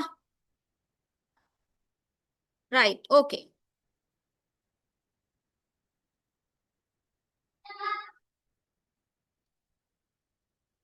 ரைட். இப்ப வருமான அணுகுமுறை கம்ப்ளீட்டட். அடுத்து பாருங்க செலவீட்டு அணுகுமுறை. செலவீட்டு அணுகுமுறையில முதலாவது கேட்க போற விஷயம் மொத்த உள்நாட்டு செலவினம். ஏன், நம்ம செலவைத்தானே கணிக்க போறோம். அதனாலதான் அதுக்கு பேரு மொத்த உள்நாட்டு செலவினம். உற்பத்தி அணுகுமுறைக்கும் வருமான அணுகுமுறைக்கும் கேட்பாங்க என்ன, மொத்த பெறுமதி சேர்ப்பனவன்னு கேட்பாங்க. செலவீட்டு அணுகுமுறைக்கு எப்படி கேட்பாங்கன்னா மொத்த உள்நாட்டு செலவினம் என்று கேட்பாங்க. சரியா? ரைட். இப்ப இது எப்படி காண்றேன்டா, நம்ம நாட்டுல நோமலா நடக்கிற செலவினங்கள், மெயினான செலவினங்கள் 3. ஒன்று நுகர்வு செலவினம். சரியா? மொத்த உள்நாட்டு மூலதனவாக்கம். அடுத்தது அரசு செலவினம் என்று சொல்ற விஷயம். நுகர்வு செலவினம் தனியார், நாம் ஒவ்வொருத்தரும் நுகர்றதுக்காண்டி ஏற்படுற செலவு. அடுத்து அரசாங்கத்துக்கு ஏற்படுற செலவு. அடுத்து மொத்த உள்நாட்டு மூலதனவாக்கம். இந்த மொத்த உள்நாட்டு மூலதனவாக்கத்துல பிள்ளைகள் இதெல்லாம் டிரெக்டா அவங்களுக்கு தரவா தந்துருவாங்க. ஆனா சம்டைம்ஸ் உங்களுக்கு இதுல ஒரு குழப்பம் தாரேன், உங்களுக்கு குழப்புறேன்டா ஒரே ஒரு விஷயத்தெல்லாம் குழப்புவாங்க. இந்த மொத்த உள்நாட்டு மூலதனவாக்கத்துலதான் குழப்புவாங்க. அது என்னத்த வச்சேன்டா, இந்த மொத்த உள்நாட்டு மூலதனவாக்கத்துல 3 பிரிவு இருக்கு. சரியா? முதலாவது மொத்த உள்நாட்டு நிலையான மூலதன வாக்கம். சரியா? நிலையான மூலதன வாக்கம். 2வது இருப்பு மாற்றம்.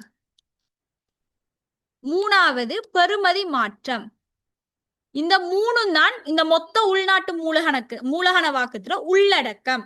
இந்த 3ஐயும் கூட்ட வாரதான் ஃபைனல் ஆன்சர் மொத்த உள்நாட்டு மூலதன வாக்கமா இருக்கும். அப்ப என்ன செய்வாங்கன்னா, ஒன்று மொத்த உள்நாட்டு மூலதன வாக்கம் என்று உங்களுக்கு தரவு தருவாங்க. இல்ல என்றா மொத்த உள்நாட்டு நிலையான மூலதன வாக்கம், இருப்பு மாற்றம், பெறுமதி மாற்றம் என்று பிரிச்சு தருவாங்க. நல்லா ஞாபகம் வச்சுக்கொள்ளுங்க. அநேகமானாக்கள் புலவுற விஷயம், மொத்த உள்நாட்டு மூலதன வாக்கமும் மொத்த உள்நாட்டு நிலையான மூலதன வாக்கமும் வேறு. மொத்த உள்நாட்டு மூலதன வாக்கத்துல ஒரு பிரிவு தான் மொத்த உள்நாட்டு நிலையான மூலதன வாக்கம். அப்ப உங்களுக்கு உங்களை குழப்புறதுக்காண்டி தரவு சந்திப்பாங்க. மொத்த உள்நாட்டு மூலதன வாக்கமும் தந்து மொத்த உள்நாட்டு நிலையான மூலதன வாக்கமும் தந்திப்பாங்க. அப்ப நீங்க இந்த இடத்தை எதை எடுக்கணும்னா மொத்த உள்நாட்டு மூலதன வாக்கத்தை தான் எடுக்கணும். நிலையான மூலதன வாக்கத்தை எடுக்க போடா. ஏன்னா நிலையான மூலதன வாக்கம் இது உள்ளுக்கு இருக்கும். அப்ப உள்நாட்டு மூலதன வாக்கத்துல கம்பனன்ஸ் பிரிவுகள் தான் இந்த 3. மொத்த உள்நாட்டு நிலையான மூலதன வாக்கம், இருப்பு மாற்றம், பெறுமதி மாற்றம். அப்ப உங்களை குழப்புறேன்னா ஒரே ஒரு விஷயம் தான் தருவாங்க. இந்த 3ஐயும் பிரிச்சு தருவாங்க, இல்லாட்டி இந்த 3ஐயும் சேர்த்து ஒன்றா தருவாங்க. சரியா? இவ்வளவுதான் உங்களுக்கு என்ன வார சிம்பிளான மாற்றம் வேண்டாம். ரைட். அடுத்தது இது மொத்த உள்நாட்டு செலவினம் காண்றது. அடுத்த மொத்த உள்நாட்டு உற்பத்தி ஜிடிபி எப்படி காண்றேன்னா, இந்த ஜிவிஏ இதுல வந்து நுகர்வு செலவினத்தை நம்ம சி என்று சொல்லுவோம், மொத்த உள்நாட்டு மூலதன வாக்கத்தை ஐ என்று சொல்லுவோம், அரசு செலவினத்தை ஜி என்று சொல்லுவோம். அப்ப நீங்க உங்களுக்கு மொத்த உள்நாட்டு செலவினம் ஜிடிஇ காண சொன்னாங்கன்னா நீங்க ஜிடிஇ சமன் சி சக ஐ சக ஜி என்று ஈஸியா போட்டீங்கன்னா சரி, நீங்க எல்லாத்தையும் வெளியிட்டு இருக்கணும் இல்லை. சரியா? அதே மாதிரி இது ஜிடிஇ காண்றதுக்கு. இப்ப ஜிடிபி காண்றதுக்கு என்ன செய்யணும்டா, ஜிடிபி சமன் இந்த ஜிடிஇ மொத்த உள்நாட்டு செலவினத்தோட நீங்க என்ன செய்யணும்டா என்எக்ஸ்ங்கிறது தேறிய ஏற்றுமதி. இது தேறிய ஏற்றுமதி என்று என்னத்தை சொல்றேன்னா, ஏற்றுமதியில இருந்து இறக்குமதியை கழிக்கணும். சரியா? எக்ஸ் மைனஸ் எம், ஏற்றுமதியில இருந்து இறக்குமதியை கழிச்சிங்கன்னா தேறிய ஏற்றுமதி வரும். சரியா? ரைட். இத கண்டு போட்டீங்கன்னா உங்களுக்கு என்ன ஜிடிபிக்கு ஆன்சர் வரும். அடுத்தது ஜிஎன்ஐ. ஜிஎன்ஐ வந்துட்டு எல்லாத்துக்குமே பொதுவா வர விஷயம் தான், அதுல ஒரு மாற்றமும் இல்லை. என்ன செய்யணும், ஜிடிபியோட தேறிய வெளிநாட்டு முதன்மை வருமானத்தை கூட்டினீங்கன்னா சரி. ரைட். இப்ப செலவீட்டு அணுகுமுறையில வந்தீங்கன்னா கேள்வியை பார்ப்போம்.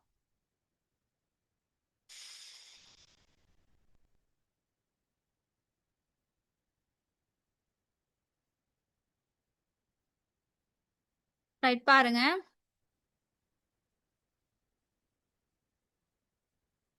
இது வந்து 2025 ஜூலைல உங்களை லாஸ்ட் பெச்சாக்கள் செய்த பேப்பர்.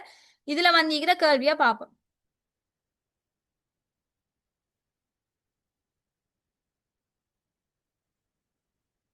ரைட், பாருங்க.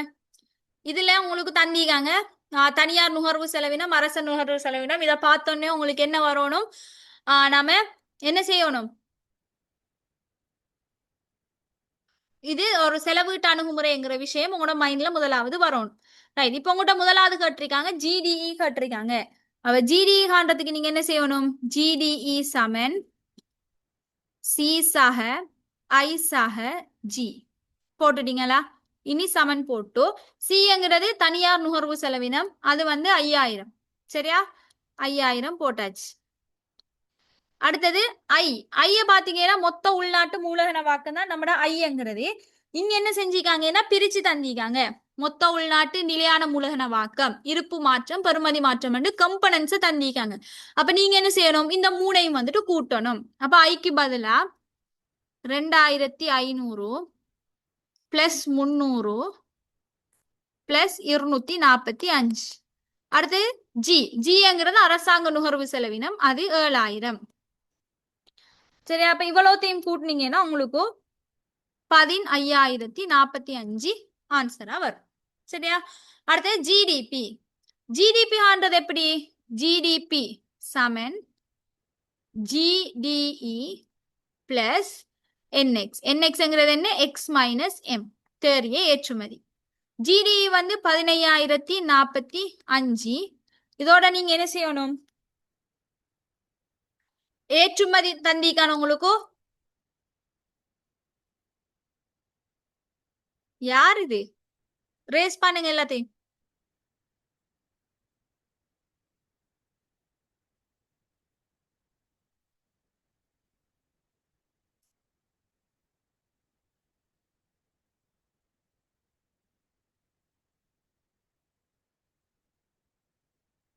இந்த கீர்னால் ரேஸ் பண்ணுங்க எல்லாத்தையும்.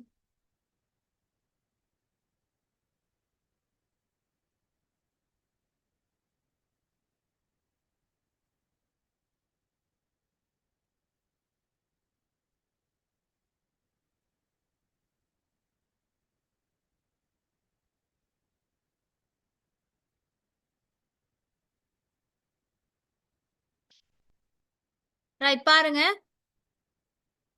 தந்திகாங்க சேவைகள், பொருட்கள் மற்றும் சேவைகள் ஏற்றுமதி 4500. 4500ல இருந்து நீங்க என்ன செய்யணும், 13000 கழிக்கணும். சரியா? 13000 கழிக்கணும். கழிச்சிங்கன்னா உங்களுக்கு ஆன்சர் வந்துட்டு என்ன செய்யும், 15045. 4500ல இருந்து நீங்க 13000 கழிச்சிங்கன்னா உங்களுக்கு ஆன்சர் மைனஸ்ல வரும், -8500 வரும். அப்போ உங்களுக்கு ஃபைனல் ஆன்சர் எப்படி வரும், 6545. இது வந்து ஜிடிபியோட பெறுமதியா வரும். அடுத்து கேட்டிருக்காங்க ஜிஎன்ஐ. ஜிஎன்ஐ காண்றது எப்படி? ஜிஎன்ஐ சமன் ஜிடிபி பிளஸ் என்பிஐ. என்பிஐங்கிறது வெளிநாட்டு நிகர முதன்மை வருமானம். ஜிடிபி 6545, அதோட நிகர முதன்மை வருமானம் 500. அதை கூட்டினீங்கன்னா உங்களுக்கு ஆன்சர் 7045. ஓகே தானே பிள்ளைகள்? கிளியர் தானே? 3 அணுகுமுறைகளும். டவுட் என்னமும் கேட்கணுமா யாரும்?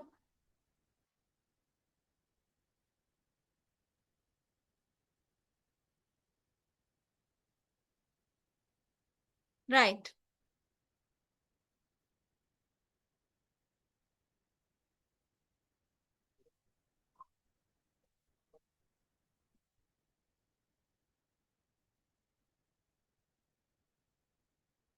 அடுத்த விஷயம் சந்தை சமநிலை. சரியா? சந்தை சமநிலையில நாம ஒரு சிம்பிளான ஒரு கேள்வி பார்ப்போம். அந்த மெத்தட்ல செஞ்சா சரி. சரியா? ரைட், பார்ப்போம். நம்மளோட கேள்வி பாஸ் பேப்பர்ல வந்த ஒரு கேள்விதான் இந்த சந்தை சமநிலையில. பாருங்க, உங்களுக்கு கேட்டிருக்காங்க, இப்படித்தான் கேள்வி தருவாங்க. இப்படித்தான் கேள்வி தருவாங்க. QD சமன் என்ன? 2800 மைனஸ் 25P. QS சமன் 200 சக 100P என்று தந்திக்காங்க. இதுல சமநிலை விலை கேள்வியை பாத்தீங்கன்னா, சமநிலை விலை சமநிலை கணியத்தை காணட்டாம், அடுத்த உற்பத்தியாளர் மிகையை கணிக்குக என்று கேட்டிருக்காங்க. இப்ப நீங்க என்ன செய்யணும்னா, முதலாவது சமநிலை விலை சமநிலை கணியத்தை காணணும். எப்படி காண்றேன்டா ஒரு ஸ்டெப்பா சொல்றேன். ஸ்டெப்பை நல்லா ஞாபகம் வச்சு கொள்ளுங்க. ஈஸியான மெத்தட் எப்படி என்னத்தை பார்ப்போம். சரியா? சமநிலையில சந்தை சமநிலை மார்க்கெட் சமநிலையில இருக்கேன்னா நம்ம எல்லாருக்கும் நல்லா தெரியும், கேள்வியும் நிரம்பலும் ஈக்குவலா இருக்கும். அப்ப நாம முதலாவது போட வேண்டிய விஷயம், சந்தை சமநிலை காண்றதுக்கு QD சமன் QS, இந்த ரெண்டும் ஈக்குவலா இருக்கிறத முதலாவது போடணும். ஈக்குவலா இருந்தா தான் சந்தை சமநிலை வந்துட்டு ஏற்படும். சரியா? ரைட். இப்ப QD சமன் QS போட்டாச்சு. இப்ப என்ன செய்யணும்டா, QDக்கு என்ன சமன்பாடு தந்திருக்காங்களோ அதை இந்த QDக்கு கீழே எழுதுங்க. ரெண்டாவது ஸ்டெப் இதுதான். QDக்கு என்ன தந்திருக்காங்க? 2800 மைனஸ் 25P. இப்ப சமன் போட்டுட்டு QSக்கு என்ன சமன்பாடு தந்திருக்காங்களோ அந்த சமன்பாட்டை எழுதுங்க. என்ன தந்திருக்காங்க? Minus 200 plus 100P.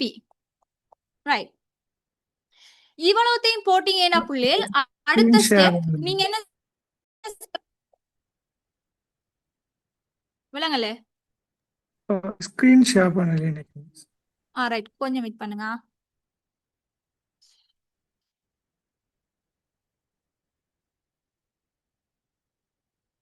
ரைட், சாரியா. இப்போ ஓகேயா?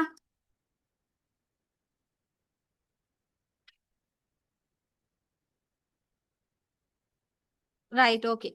சாரியா. ரைட், இப்போ பாருங்க, இது உங்களுக்கு கேள்வி. QD சமன் 2800 சய 25P. இது உங்களோட பாஸ் பேப்பர் கேள்விதான். QS வந்துட்டு சய 200 சக 100P. இதுல உங்கள்கிட்ட முதலாவது கேட்கிற கேள்வி சந்தை சமநிலை விலையையும் கணியத்தையும் காண சொல்லி கேட்காங்க. எப்படி இது காண்ற என்றா, முதலாவது மார்க்கெட் சமநிலையில இருந்தா தான் சந்தை சமநிலை உருவாகும். அப்ப சமநிலையில இருக்கிறேன்டா கேள்வியும் நிரம்பலும் சமனா இருக்கணும். அது நார்மலா நம்ம படிச்ச விஷயம். அப்ப நாம என்ன செய்யணும்னா, முதலாவது ஸ்டெப் QD சமன் QSங்கிறத எழுதணும். சமநிலைக்கு முதலாவது கண்டிஷன் ரெண்டுமே சமனாய்க்கணும்ங்கிறது. ரைட், எழுதியாச்சா? ரெண்டாவது என்ன செய்யணும்னா, QD இருக்கிற இடத்த QD சமன் QS தானே போட்டிருக்கேன். அடுத்தது நாம என்ன செய்ய போறோம்? ரெண்டாவது ஸ்டெப்ஸ்ல பிரதியிட போறோம். QD இருக்கிற இடத்த உங்களுக்கு கேள்வியில QDக்கு என்ன சமன்பாடு தந்திருக்காங்களோ அதை பிரதியீடு செய்யுங்க. இங்க 2800 சய 25P என்று தந்திருக்காங்க. அப்ப அதை பிரதியீடு செய்யுங்க. அடுத்தது QS சமன் போட்டுட்டு QSக்கு என்ன தந்திருக்காங்க? மைனஸ் 200 சக 100P. அப்ப அதை பிரதியீடு செய்யுங்க. இனி அடுத்த ஸ்டெப் வந்து உங்க எல்லாருக்கும் தெரிஞ்ச என்ன? மெட்ஸ் ஈக்குவேஷன், அதாவது எழுவாய் மாற்றம் செஞ்சு தெரியா கணியம் வந்துட்டு P இருக்கு, P கண்டுபிடிக்கிறது தான் உங்களோட அடுத்த விஷயம். ரைட், இப்ப பாருங்க, இங்க 2800 பிளஸ்ல இருக்கு. சரியா? 2800 பிளஸ்ல இருக்கு. இங்கால மைனஸ்ல 200 இருக்கு. ஆகவே இந்த மைனஸ்ல இருக்கிற 200 இங்கால சைடுக்கு கொண்டு வந்தீங்கன்னா அது பிளஸ்ஸா மாறும். அப்ப நீங்க எழுதுங்க 2800 சக 200 சமன் போடுங்க. அடுத்தது இங்கால 100 பி இருக்கு, சமனுக்கு இங்கால 100 பி பிளஸ்ல இருக்கு, இங்கால மைனஸ் 25 பி இருக்கு. அப்ப இத மைனஸ் இந்த சைட் கொண்டு வந்தீங்கன்னா பிளஸ்ஸா மாறிடும். ஆகவே 100 பி சக 25 பி. சரியா? ரைட். இனி அடுத்தது சுருக்குனீங்கன்னா உங்களுக்கு ஆன்சர் வந்துடும். பீட ஆன்சர் வந்துடும். 2800 200 3000, 3000 மைனஸ் 125 பி. இப்ப நீங்க என்ன செய்யணும்? இப்ப இந்த பிய வந்துட்டு கண்டுபிடிக்கணும். பிய கண்டுபிடிக்கிறதுக்கு நீங்க என்ன செய்யணும்? இந்த பிய வந்துட்டு கண்டுபிடிக்கிறேன்னா ரெண்டையும் 125ஆல பிரிக்கணும். அப்ப 3000த்தையும் 125ஆலையும் பிரிக்கணும். அடுத்து 125 பியையும் 125ஆல பிரிக்கணும். பிரிச்சிங்கன்னா இது ரெண்டும் வெட்டுப்பட்டுரும். 3000த்தை 125ஆல பிரிச்சிங்கன்னா உங்களுக்கு ஆன்சர் 24 வரும். 24 சமன் பி, பி சமன் 24 ரூபா. சரியா? விலை வந்துட்டு. இப்ப சமநிலை விலை கண்டுட்ட, ரெண்டாவது சமநிலை கணியம் காணணும். இந்த சமநிலை கணியம் எப்படி காண்றா, நீங்க என்ன செய்யுங்க, பக்கத்திலேயே இது செஞ்சுட்டு ஒன்றா பிரிச்சுட்டு நீங்க என்ன செய்யுங்க, பக்கத்திலேயே செய்யுங்க. சமநிலை கணியம் எப்படி காண்றேன்னா, கேள்வி சமன்பாடு அப்படி இல்லைன்னா நிரம்பல் சமன்பாடு, ரெண்டு சமன்பாட்டுல உங்களுக்கு எந்த சமன்பாடு விருப்பமோ ஒன்று செலக்ட் பண்ணி எடுங்க. இப்ப நான் என்ன செய்யறேன், கேள்வி சமன்பாட்டை எடுக்க. சரியா? கேள்வி சமன்பாட்டை எடுக்க. QD சமன் 2800 பிளஸ் 200 பி.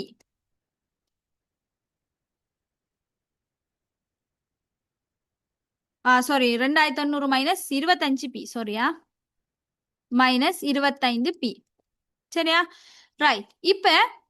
இப்ப அடுத்த ஸ்டெப் என்ன செய்யுதுன்னா, நீங்க கேள்வி சமன்பாடும் எடுக்கலாம், நிரம்பல் சமன்பாடும் எடுக்கலாம். ஏதாவது ஒரு சமன்பாடு உங்களுக்கு எது விருப்பமோ அதை எடுங்க. எடுத்துட்டு இப்ப நீங்க பிக்கு காண்டிருக்கீங்க, பி சமன் 24 ஆன்சர் எடுத்துட்டீங்க. இந்த ஆன்சரை இங்க பி இருக்கிற இடத்த பிரதியீடு செய்யுங்க. 2800 பிளஸ் 25 தர 24. சரியா? பெருக்குனீங்கன்னா உங்களுக்கு ஆன்சர், சாரி மைனஸா, மைனஸ் 25. ரைட். 2800 மைனஸ் 600. அப்போ உங்களுக்கு ஆன்சர் என்ன வரும்? 2200. சரியா? சமநிலை விலை 24, சமநிலை தொகை 2200. அப்ப நீங்க ஃபைனலா எழுதி காட்டணும். எப்படி? ஆகவே சமநிலை விலை சமன் ரூபா 24,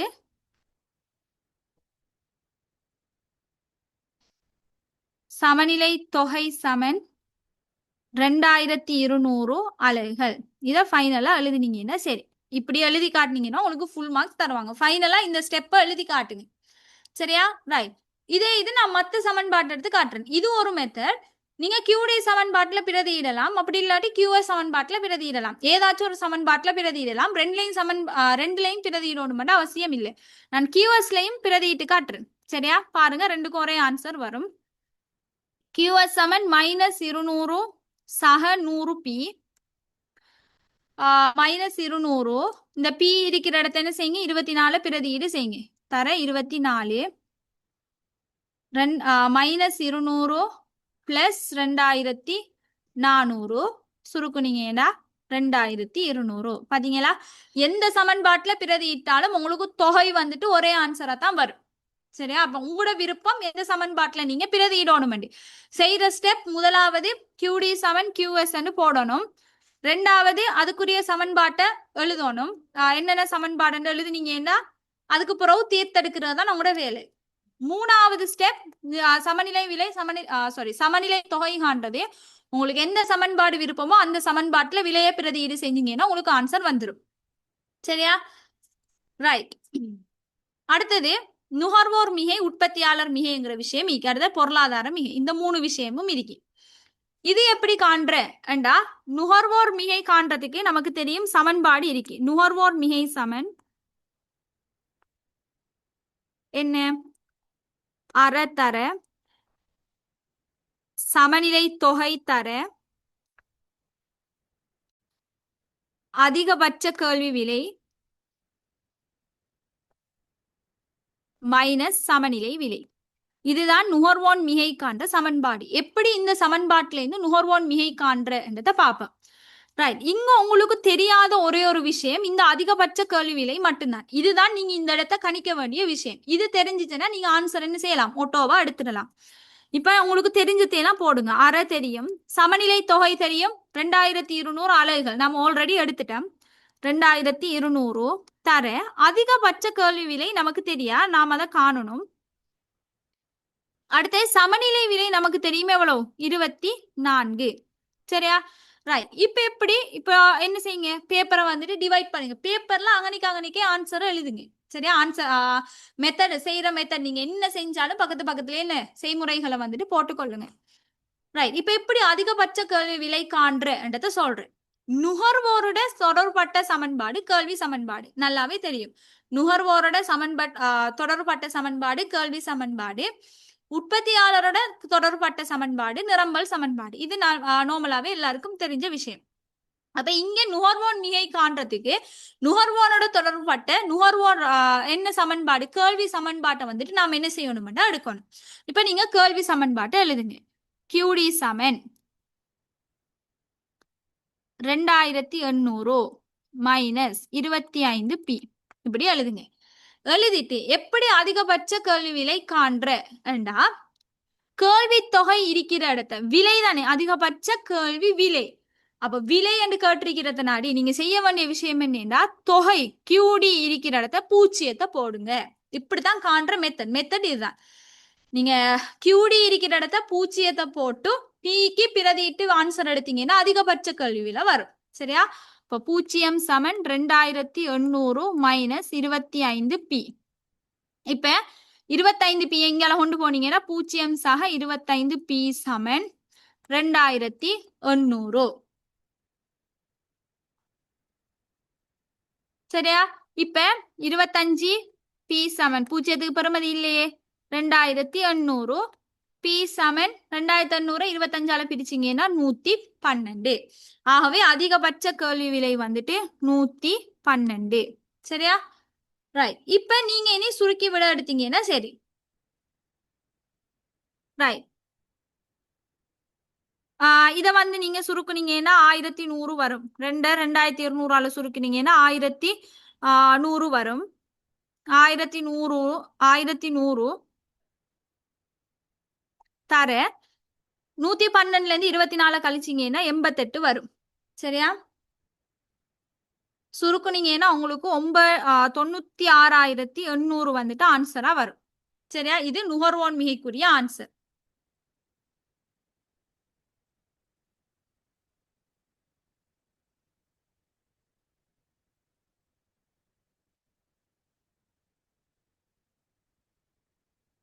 சரியா? அடுத்தது கேட்பாங்க உற்பத்தியாளர் மிகை கேட்பாங்க. சரியா? உற்பத்தியாளர் மிகை காண்றதுல சமன்பாடு நீங்க எல்லாருமே படிச்சிருப்பீங்க. உற்பத்தியாளர் மிகை சமன் அறத்தர சமநிலை தொகை தர சமநிலை விலை மைனஸ் ஆக குறைந்த நிரம்பல் விலை. சரியா? அதிகபட்ச கேள்வி விலை நுகர்வோன் மிகை காண வரும், ஆக குறைந்த நிரம்பல் விலை உற்பத்தியாளர் மிகை காண வரும். இப்ப எப்படி, அதே மாதிரி தான் பாருங்க. அரை நமக்கு தெரியும், சமநிலை தொகை தெரியும் 2200 தர சமநிலை விலை தெரியும் 24. இப்ப நமக்கு ஆக குறைந்த நிரம்பல் விலை தெரியும். ஆக குறைந்த நிரம்பல் விலை எப்படி காண்ற என்றா, உற்பத்தியாளர் மிகை தானே. அப்போ உற்பத்தியாளரோட தொடர்பட்ட சமன்பாடு QS சமன்பாடு. அப்ப QS சமன்பாட்டை எடுங்க.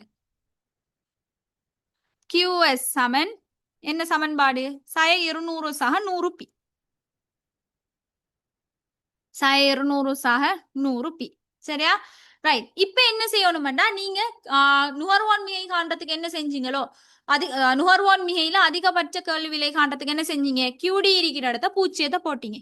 அதே மாதிரி உற்பத்தியாளன் மிகையில ஆக குறைந்த நிரம்பல் விலை காண்றதுக்கு QS இருக்கிற இடத்த பூச்சியத்தை போடணும்.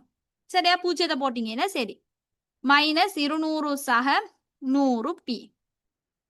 இப்ப 100 பூஜ்ஜியம் சக 100P சமன் சாரி 0 சக 200 200 சமன் 100 பி 200 சமன் 100 பி பி சமன் 2 சரியா ரைட் அப்ப பி வந்துட்டு 2 இப்ப இந்த இதை வந்துட்டு நீங்க என்ன செய்யுங்க பிரதியீடு செய்யுங்க 2 பிரதியீடு செஞ்சு நீ ஆன்சரை சுருக்கி எடுத்தீங்கன்னா சரி அதே மாதிரி தான் வரும் 1100 தர 22 சுருக்குனீங்கன்னா உங்களுக்கு ஆன்சர் 24,200 வரும் சரியா இது உற்பத்தியாளர் மிகை காண்ற மெத்தட் ஈஸி ஒரு விஷயமும் இல்ல நுகர்வோன் மிகைக்கும் சரி உற்பத்தியாளர் மிகைக்கும் சரி நீங்க சமநிலை விலை சமநிலை தொகை கண்டீங்கன்னா முக்காவாசி தரவும் வந்துடும் இருக்கிற ஒரே ஒரு விஷயம் நீங்க காண வேண்டியது அதிகபட்ச கேள்வி விலை நுகர்வோன் மிகையிலையும் உற்பத்தியாளர் மிகையில ஆக குறைந்த நிரம்பல் விலையும் காணணும் எப்படி காண்ற என்றா சிம்பிளான விஷயம் நுகர்வோன் மிகை என்றா நீங்க என்ன செய்யுங்க கேள்வி சமன்பாட்டை எடுங்க எடுத்துட்டு கேள்வி இருக்கிற கியூடி இருக்கிற இடத்த பூச்சியத்தை போடுங்க போட்டுட்டு விலைய பிரதியீடு செஞ்சு எடுங்க இதே இது உற்பத்தியாளர் மிகையில ஆக குறைந்த நிரம்பல் விலை காண்ற என்றா என்ன கியூஎஸ் சமன்பாடை போட்டுட்டு கியூஎஸ் இருக்கிற இடத்த பூச்சியத்தை போடுங்க ஒன்றும் இல்லை சிம்பிளான விஷயம் அதிகபட்ச கேள்வி விலைனா கியூடி இருக்கிற இடத்த பூச்சியம் ஆக குறைந்த நிரம்பல் விலைனா கியூஎஸ் இருக்கிற இடத்த பூச்சியம் பூஜ்ஜியத்தை போட்டு பிரதியீடு செஞ்சீங்கன்னா வார விலை தான் உங்களோட ஆன்சரா இருக்கும் இதை போட்டு சுருக்கி எடுத்தீங்கன்னா உங்களுக்கு ஈஸியாவே ஆன்சர் வந்துடும் எல்லாத்தையும் புள்ளே அங்க இங்கேன்னு செய்முறை செய்யறதுக்கு நீங்க எவ்வளவு பேப்பர் எக்ஸ்ட்ராவா கேட்குறீங்களோ எடிஷனல் ஷீட் எல்லாம் தருவாங்க செய்து பார்க்கறதுக்கெல்லாம் அதுல எல்லாம் செய்து பார்க்காம நீங்க ஆன்சர் எந்த பேப்பர்ல செய்றீங்களோ அந்த பேப்பர்ல சைட்ல செய்யுங்க அப்பதான் விளங்கும் நீங்க அங்கங்க எழுதினீங்கன்னா மாத்தியல் சம்டைம்ஸ் பதிஞ்சிடுவீங்க பக்கத்துலயே எல்லாம் இருக்கிற மாதிரி பார்த்துக்கொள்ளுங்க இந்தாக்கி இது ஒரு பேப்பர்ல நுகர்வோன் மிகைன்ற ஒரு சைடு எழுதுனீங்கன்னா ஒரு சைடை பிரிச்சுட்டு ஒரு காவாசி ஒரு பேப்பர்ல காப்பகுதியை பிரிச்சிங்கன்னா போதும் சிம்பிளான ஈக்குவேஷன் தானே இதெல்லாம் போட்டு சுருக்கி எடுத்து ஆன்சரை பிரதிட்டு எடுத்தீங்கன்னா சரி சரியா ரைட் இது ஓகே தானே பிள்ளைகள் யாரு சரி நமக்கு டவுட் கேட்கணுமா இது இல்ல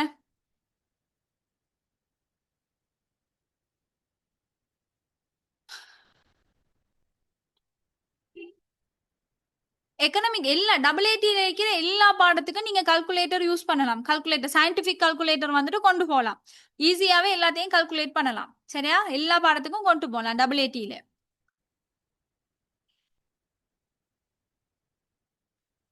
ரைட் அடுத்த பிள்ளைகள் ஃபைனலான விஷயம் சரியா ஃபைனல் பார்ட் சர்வதேச வியாபாரம்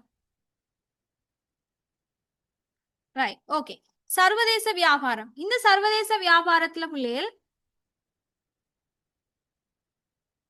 சர்வதேச வியாபாரத்துல பிள்ளைகள் ரெண்டு வகையான விஷயம் வரும் ஒன்று வந்துட்டு என்ன முழு நன்மை கோட்பாடு ரெண்டாவது ஒப்பீட்டு நன்மை கோட்பாடு ரெண்டு வகையான கோட்பாடு இருக்கு அதுல முழு நன்மை கோட்பாடுங்கிறது சிம்பிளான விஷயம் இது உங்களுக்கு கேள்விக்கு கேட்க மாட்டாங்க ஒப்பீட்டு நன்மை கோட்பாடு தான் வந்துட்டு என்ன செய்வாங்க உங்களுக்கு கேட்கிறேன் கேள்வி வந்துட்டு அதுலதான் வரும் ரைட் இப்ப நான் முழு நன்மை கோட்பாடுங்கிறது என்னன்றத சொல்றேன் முழு நன்மை கோட்பாடு என்று சொல்றது என்னன்னா பிள்ளைகள் எந்த நாடு கூடுதலான வெளியீட்டை கொண்டிருக்கோம் இப்ப பாருங்க நான் ரெண்டு நாட்டை எடுத்திருக்கேன் ஒன்று ஸ்ரீலங்கா இன்னொன்று சைனா இந்த ரெண்டு நாட்டையும் நான் எடுத்திருக்கேன் இந்த ரெண்டு நாடும் உற்பத்தி செய்யற ரெண்டு வகையான பொருள் எடுத்திருக்கேன் ஒன்று சோளம் இன்னொன்று அரிசி சரியா இந்த ரெண்டுமே ஸ்ரீலங்காவும் உற்பத்தி செய்து சைனாவும் உற்பத்தி செய்து அந்த ரெண்டு பொருளையும் நான் எடுத்திருக்கேன் எடுத்து ஒரு அனலைசிஸ் பண்ணிருக்கேன் ஸ்ரீலங்கா சோளத்தை வந்துட்டு 8 அலைகள் உற்பத்தி செய்து சரியா 8 அலைகளை வந்துட்டு வெளியீடு செய்து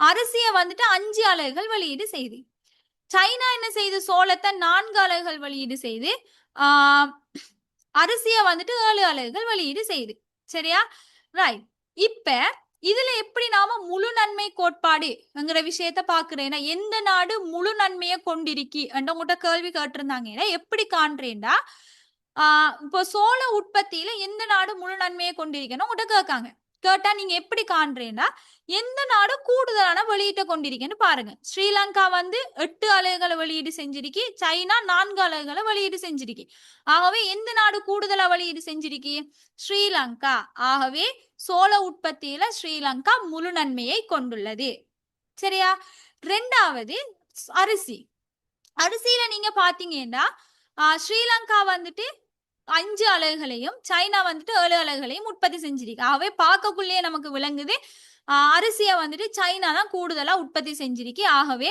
என்ன அரிசி உற்பத்தியில வந்து சைனா முழு நன்மையை கொண்டிருக்கும். இது முழு நன்மை கோட்பாடு. சிம்பிளா பார்த்தோடனே நம்ம ஆன்சர் எழுதுற கோட்பாடு தான் முழு நன்மை கோட்பாடு. ஒப்பீட்டு நன்மை கோட்பாடுங்கிறது அது இல்லை. ஒப்பீட்டு நன்மை கோட்பாட்டுக்கு ஒரு சில கல்குலேஷன் நம்ம செய்ய வேண்டி வரும். என்ன காணணும்டா, இந்த ஒப்பீட்டு நன்மை கோட்பாடுங்கிறது என்னன்னா, எந்த நாடு குறைந்த அமைய செலவை கொண்டிருக்கோ அந்த நாடு அந்த பொருள் உற்பத்தியில ஒப்பீட்டு நன்மையை கொண்டிருக்கும் என்று சொல்லுவோம். இது எப்படி காண்றேன்னா, 2 பொருள் எடுத்திருக்கேன். ஒன்று 2 நாடு ஸ்ரீலங்கா சைனா. அது மாதிரி அவங்க உற்பத்தி செய்யறது கோதுமையும் துணியும். சரியா? ரைட். இப்ப நான் என்ன செய்யறேன், முதலாவது சரியா? அப்ப நீங்க முதலாவது என்ன செய்யணும், எப்படி அமைய செலவு காண்றேன்னா நான் சொல்ற மெத்தட் படியே செய்யுங்க. முதலாவது இந்த உற்பத்தியை எடுக்கேன். கோதுமை என்று ஹெடிங் போடுறேன். சரியா? கோதுமை என்று ஹெடிங் போடுங்க. போட்டுட்டு உங்களுக்கு 2 நாடு தந்திருக்காங்க, ஸ்ரீலங்கா சைனா. 2 நாட்டையும் போடுங்க. சரியா? வேணுமெண்டா பிரிச்சும் போட்டுக்கொள்ளலாம். இப்ப ஸ்ரீலங்கா நமக்கு தெரியும் அளவு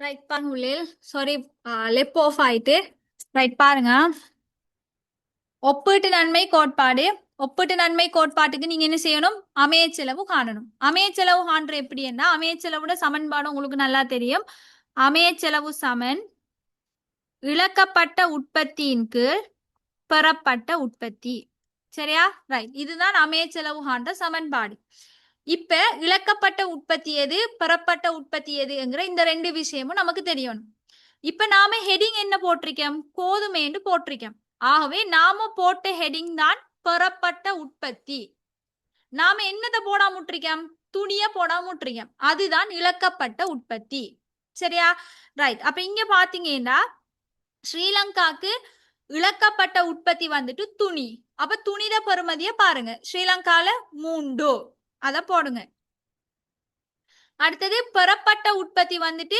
கோதுமை கோதுமைக்கு நேர பெறுமதிய பாருங்க 6 அப்ப இத சுருக்குனீங்கன்னா உங்களுக்கு 1/2 சமன் 0.5 சரியா அடுத்தது பாத்தீங்கன்னா சைனா அதே இதை போடுங்க அமையச்செலவு சமன் இழக்கப்பட்ட உற்பத்தியின் கீழ் பெறப்பட்ட உற்பத்தி இப்ப சொல்லுங்க சைனாக்கு இழக்கப்பட்ட உற்பத்தி எது கோதுமையா துணியா சொல்லுங்க அப்போ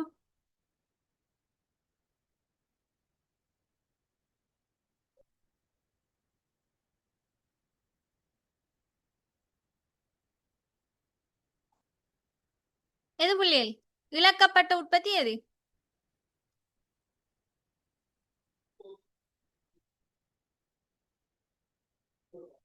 ரைட் பாருங்க இழக்கப்பட்ட உற்பத்தி வந்துட்டு துணி மெட்டீரியல் அதான் இழக்கப்பட்ட உற்பத்தி பெறப்பட்ட உற்பத்தி வந்துட்டு கோதுமை ஆகவே இழக்கப்பட்ட உற்பத்தியோட பெறுமதி சைனாக்கு நேர துணிய பாத்தீங்கன்னா 2 கீழ் சைனாக்கு நேர பெறப்பட்ட உற்பத்தி கோதுமை ஆகவே சைனாக்கு நேர பாத்தீங்கன்னா கோதுமையோட பெறுமதி 1 அமையச்செலவு வந்துட்டு 2 வருது ஆகவே இந்த ரெண்டுலயும் 0.5 பெருசா 2 பெருசா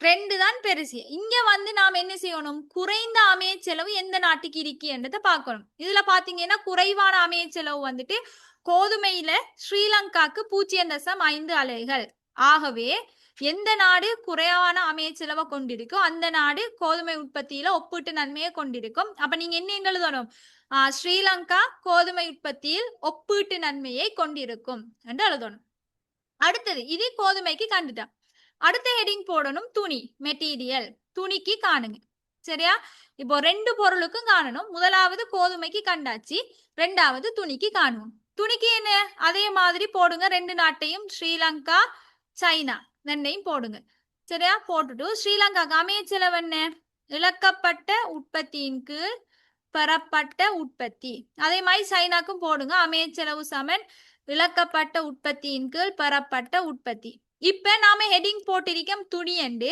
ஆகவே நாம போட்டிருக்கிற ஹெடிங் தான் பெறப்பட்ட உற்பத்தி அப்ப இந்த இடத்த நாம பெறப்பட்ட உற்பத்தி துணியாவும் இழக்கப்பட்ட உற்பத்தி கோதுமையாவும் இருக்கும் ரைட் இப்ப பாருங்க ஸ்ரீலங்காக்கு இழக்கப்பட்ட உற்பத்தி வந்து நமக்கு தெரியும் கோதுமை கோதுமையோட பெறுமதி 6 பெறப்பட்ட உற்பத்தி துணி அப்ப அதுல பெறுமதி 3 அப்ப நீங்க சுருக்குனீங்கன்னா என்ன வரும் 2 ஆன்சரா வரும் சரியா ரைட் இப்ப அடுத்தது சைனாக்கு பாருங்க சைனாக்கு இழக்கப்பட்ட உற்பத்தி வந்துட்டு என்ன கோதுமை கோதுமையிட பெறுமதி 1 பெறப்பட்ட உற்பத்தி வந்து துணி துணித பெறுமதி 2 சுருக்குனீங்கன்னா 0.5 இந்த ரெண்டுலயும் எந்த நாடு குறைவான அமையச்செலவை கொண்டிருக்கி சைனா துணி உற்பத்தியில சைனா 0.5 அலகுகளை கொண்டிருக்கு ஆகவே துணி உற்பத்தியில் சைனா ஒப்பீட்டு நன்மையை கொண்டுள்ளது அப்ப கோதுமையில ஸ்ரீலங்கா ஒப்பீட்டு நன்மையை கொண்டிருக்கும் துணியில சைனா ஒப்பீட்டு நன்மையை கொண்டிருக்கும் இது விளங்கிட்டா பிள்ளைகள்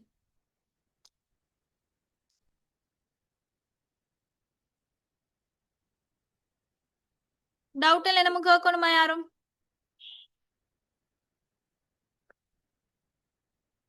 ரைட் இவ்வளவும் தான் புள்ளியல் இவ்வளவும் தான் நாம மெயினா எல்லாமே டார்கெட் பண்ணி செய்யக்கூடிய கணக்குகள் சமநிலை விலை சமநிலை தொகையில ஃபுல் மார்க்ஸ் எடுக்கலாம் அது மாதிரி இந்த ஒப்பீட்டு நன்மை கோட்பாடு முழு நன்மை கோட்பாட்டுல ஃபுல் மார்க்ஸ் எடுக்கலாம் அடுத்தது என்ன நம்ம தேசிய கணக்குல ஃபுல் மார்க்ஸ் எடுக்கலாம் கணக்குகள் எல்லாத்துலயுமே நாம ஃபுல் மார்க்ஸை டார்கெட் பண்ணுங்க சரியா இது உங்களோட இப்ப இருந்தே உங்களோட ஒரு டார்கெட் ஒன்று வச்சுக்கொள்ளுங்க கணக்குகள் எல்லாமே 100% நீங்க செய்யக்கூடிய மாதிரி இருக்கணும். அந்த அளவுக்கு ரெடி ஆகுங்க. சின்ன சின்ன மெத்தடுகளை பிடிச்சி வச்சீங்கன்னா சரி.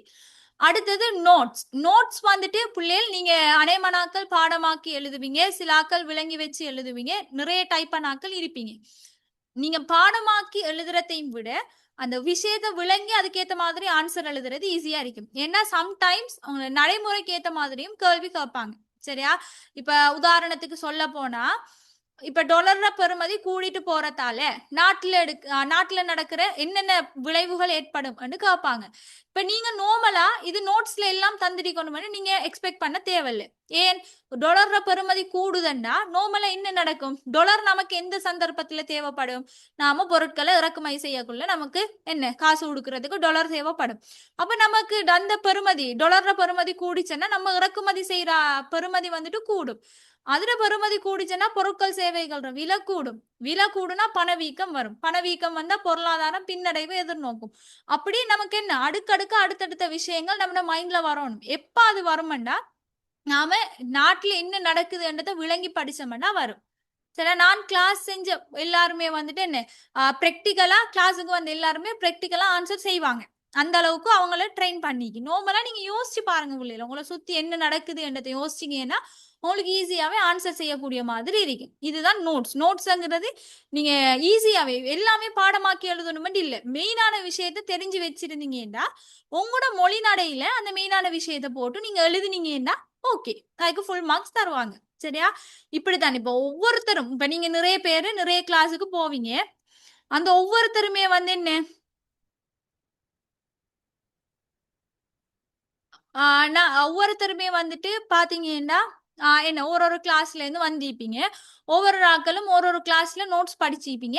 இந்த நோட்ஸ் எல்லாம் வந்துட்டு உங்களோட சார் மாறு டீச்சர்ஸ் மாறு அவங்களோட மைண்ட் செட் அவங்களோட விளக்கம் எப்படி இருக்கு, அவங்க என்னத்த நினைக்காங்க, இதுகளை வச்சுதான் உங்களுக்கு தந்திருப்பாங்க. இது ஒவ்வொரு ஆட்களோட விளக்கமும் தான். நீங்க எக்ஸாம் பேப்பர்ல உங்களோட விளக்கத்தை எழுதுங்க. நீங்க விளங்கி வச்சு இப்ப நான் உங்களுக்கும் பேப்பர்ல விளங்கப்படுத்துறேன்னா நான் என்ன விளங்கி வச்சிருக்கேன் இதுதான் விஷயம் என்னது உங்களுக்கு சொல்லி தருவேன்.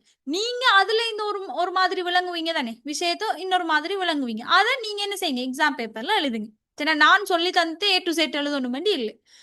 ரைட். இப்ப சிம்பிளான விஷயம். எக்கனாமிக்ல வந்துட்டு ஈஸியாவே ஏ எடுக்கலாம். நான் திருப்ப திருப்ப சொல்ற விஷயம் அதான். எக்கனாமிக்ல ஈஸியா ஏ எடுக்கலாம். நீங்க ட்ரை பண்ணீங்கன்னா ஷுவராகவே என்ன செய்யலாம், எல்லாருமே ஏ எடுக்கலாம். சாட்டர்டே உங்களுக்கு எக்ஸாம் ஸ்டார்ட் ஆகுது. நல்லா செய்யுங்க எல்லாரும். எப்படி இந்த கிளாஸ் எப்படி ஓகே ஆயிடுச்சா? செமினார் ஓகேயா உங்களுக்கு? என்ன மாதிரி ஃபுல் திருப்தியா இல்ல என்ன சரி குறையல் இருக்கா? என்ன சரி இருந்தா டைப் பண்ணி போடுங்க. ஒரு 2 மினிட்ஸ் தாரேன்.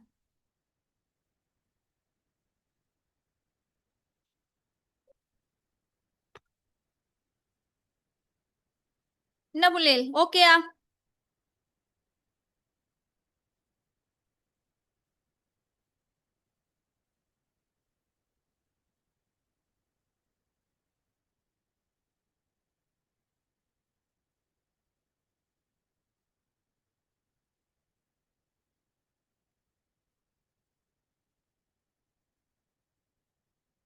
Right. Okay students, thank you. Thank you for your cooperation. 2 hours class நடந்திக்கு. 2 hours பொறுமையா இருந்து கோஆப்ரேட் பண்ணதுக்கு தேங்க்யூ. எக்ஸாமை நல்லா செய்யுங்க. சின்ன சின்ன விஷயங்களை நுணுக்கமா பார்த்து செய்யுங்க. சரியா? ரைட். ஓகே. அப்ப எக்ஸாமை வந்துட்டு சிட் பண்ணீங்கன்னா சரி, சாட்டர்டே சண்டே உங்களோட எக்ஸாம் அதோட லெவல் 1 கம்ப்ளீட் ஆகுது. லெவல் 1 முடிச்ச ஹையோட லெவல் 2 ஸ்டார்ட் பண்ணி செய்துட்டு போங்க. சரியா? கெப்புட வானம் முடிய லெவல் 2 ஸ்டார்ட் பண்ணீங்கன்னா சரி. சரியா?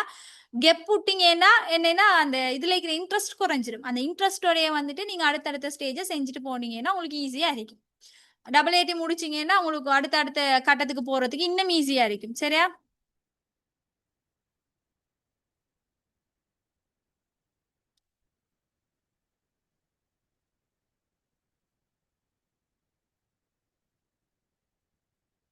Thank you so much. நல்ல நல்ல ஃபீட்பேக் அனுப்பியிருந்தீங்க. தேங்க்யூ.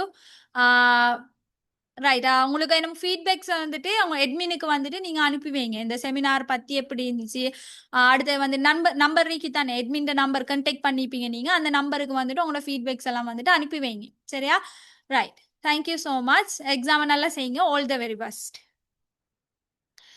ரிசல்ட்ஸ் வந்துட்டு பிள்ளைகள் 2 மந்த்ஸுக்குள்ள வந்துடும். அநேகமா 2 மந்த்ஸ் 3 மந்த்ஸுக்குள்ள உங்களோட ரிசல்ட்ஸ் வந்துடும். மிச்சம் லேட் ஆகாது. நீங்க ரிசல்ட்ஸ் வந்தது அப்புறம் செய்வோம்னு வெயிட் பண்ணாதீங்க. எக்ஸாம் முடிய லெவல் 2 ஸ்டார்ட் அநேகமா உங்களோட கிளாஸஸ் எல்லாம் ஸ்டார்ட் ஆயிடும். லெவல் 2 ஸ்டார்ட் பண்ணி செய்யுங்க. சம்டைம்ஸ் உங்களுக்கு நீங்க உங்களோட ஒரு பாடம் இல்லாட்டி 2 பாடம் ரிஃபர்ட் அப்படி என்றா நீங்க அதோட சேர்த்து செஞ்சு கொள்ளுங்க. சரியா? லெவல் 2ஓட சேர்த்து 2 பாடத்தையும் இல்லாட்டி ஒரு பாடத்தையும் செஞ்சு கொள்ளுங்க. கெப் விட வேணும். அதுதான் நான் சொல்ற விஷயம். கெப் விடாம தொடர்ச்சியா செஞ்சு கொள்ளுங்க. அப்பதான் யூஸ்ஃபுல்லா இருக்கும். கெப் விட்டீங்கன்னா இதாயிடும்.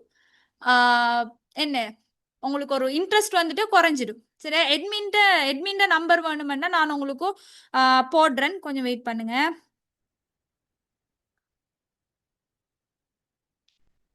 ரைட், எட்மின் நம்பர் இதுதான். கான்டாக்ட் பண்ணிக்கொள்ளுங்க. கிளாஸ் செகண்ட் ஸ்டேஜ் செய்யணுமென்றாலும் சரி, தேர்ட் ஸ்டேஜ் செய்யற எல்லாமே இங்க வந்துட்டு எட்மினை கான்டாக்ட் பண்ணீங்கன்னா ஃபுல் டீட்டெயில்ஸ் தருவாங்க. நோட் 7113155095 இதுதான் எட்மின் நம்பர். கான்டாக்ட் பண்றாக்கள் கான்டாக்ட் பண்ணிக்கொள்ளுங்க. உங்களோட ஃபீட்பேக்ஸையும் அனுப்பி வைங்க எட்மினுக்கு. நோட் 7113155095. சரியா? Right. Thank you students. All the very best. Exam நல்லா செய்யுங்க. நல்ல ரிசல்ட்ஸ் எடுங்க.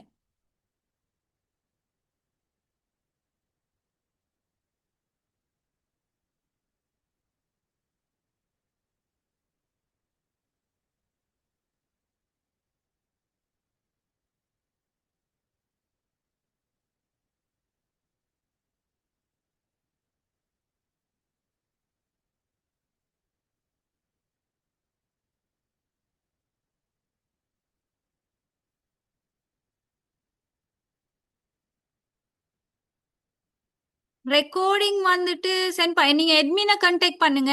எட்மினை கான்டாக்ட் பண்ணீங்கன்னா உங்களுக்கு ரெக்கார்டிங் வந்துட்டு சென்ட் பண்ணுவாங்க. எட்மினை கான்டாக்ட் பண்ணுங்களா? எட்மின் நம்பர் மார்க் பண்ணிக்கொள்ளுங்க. நோட் 7113155095.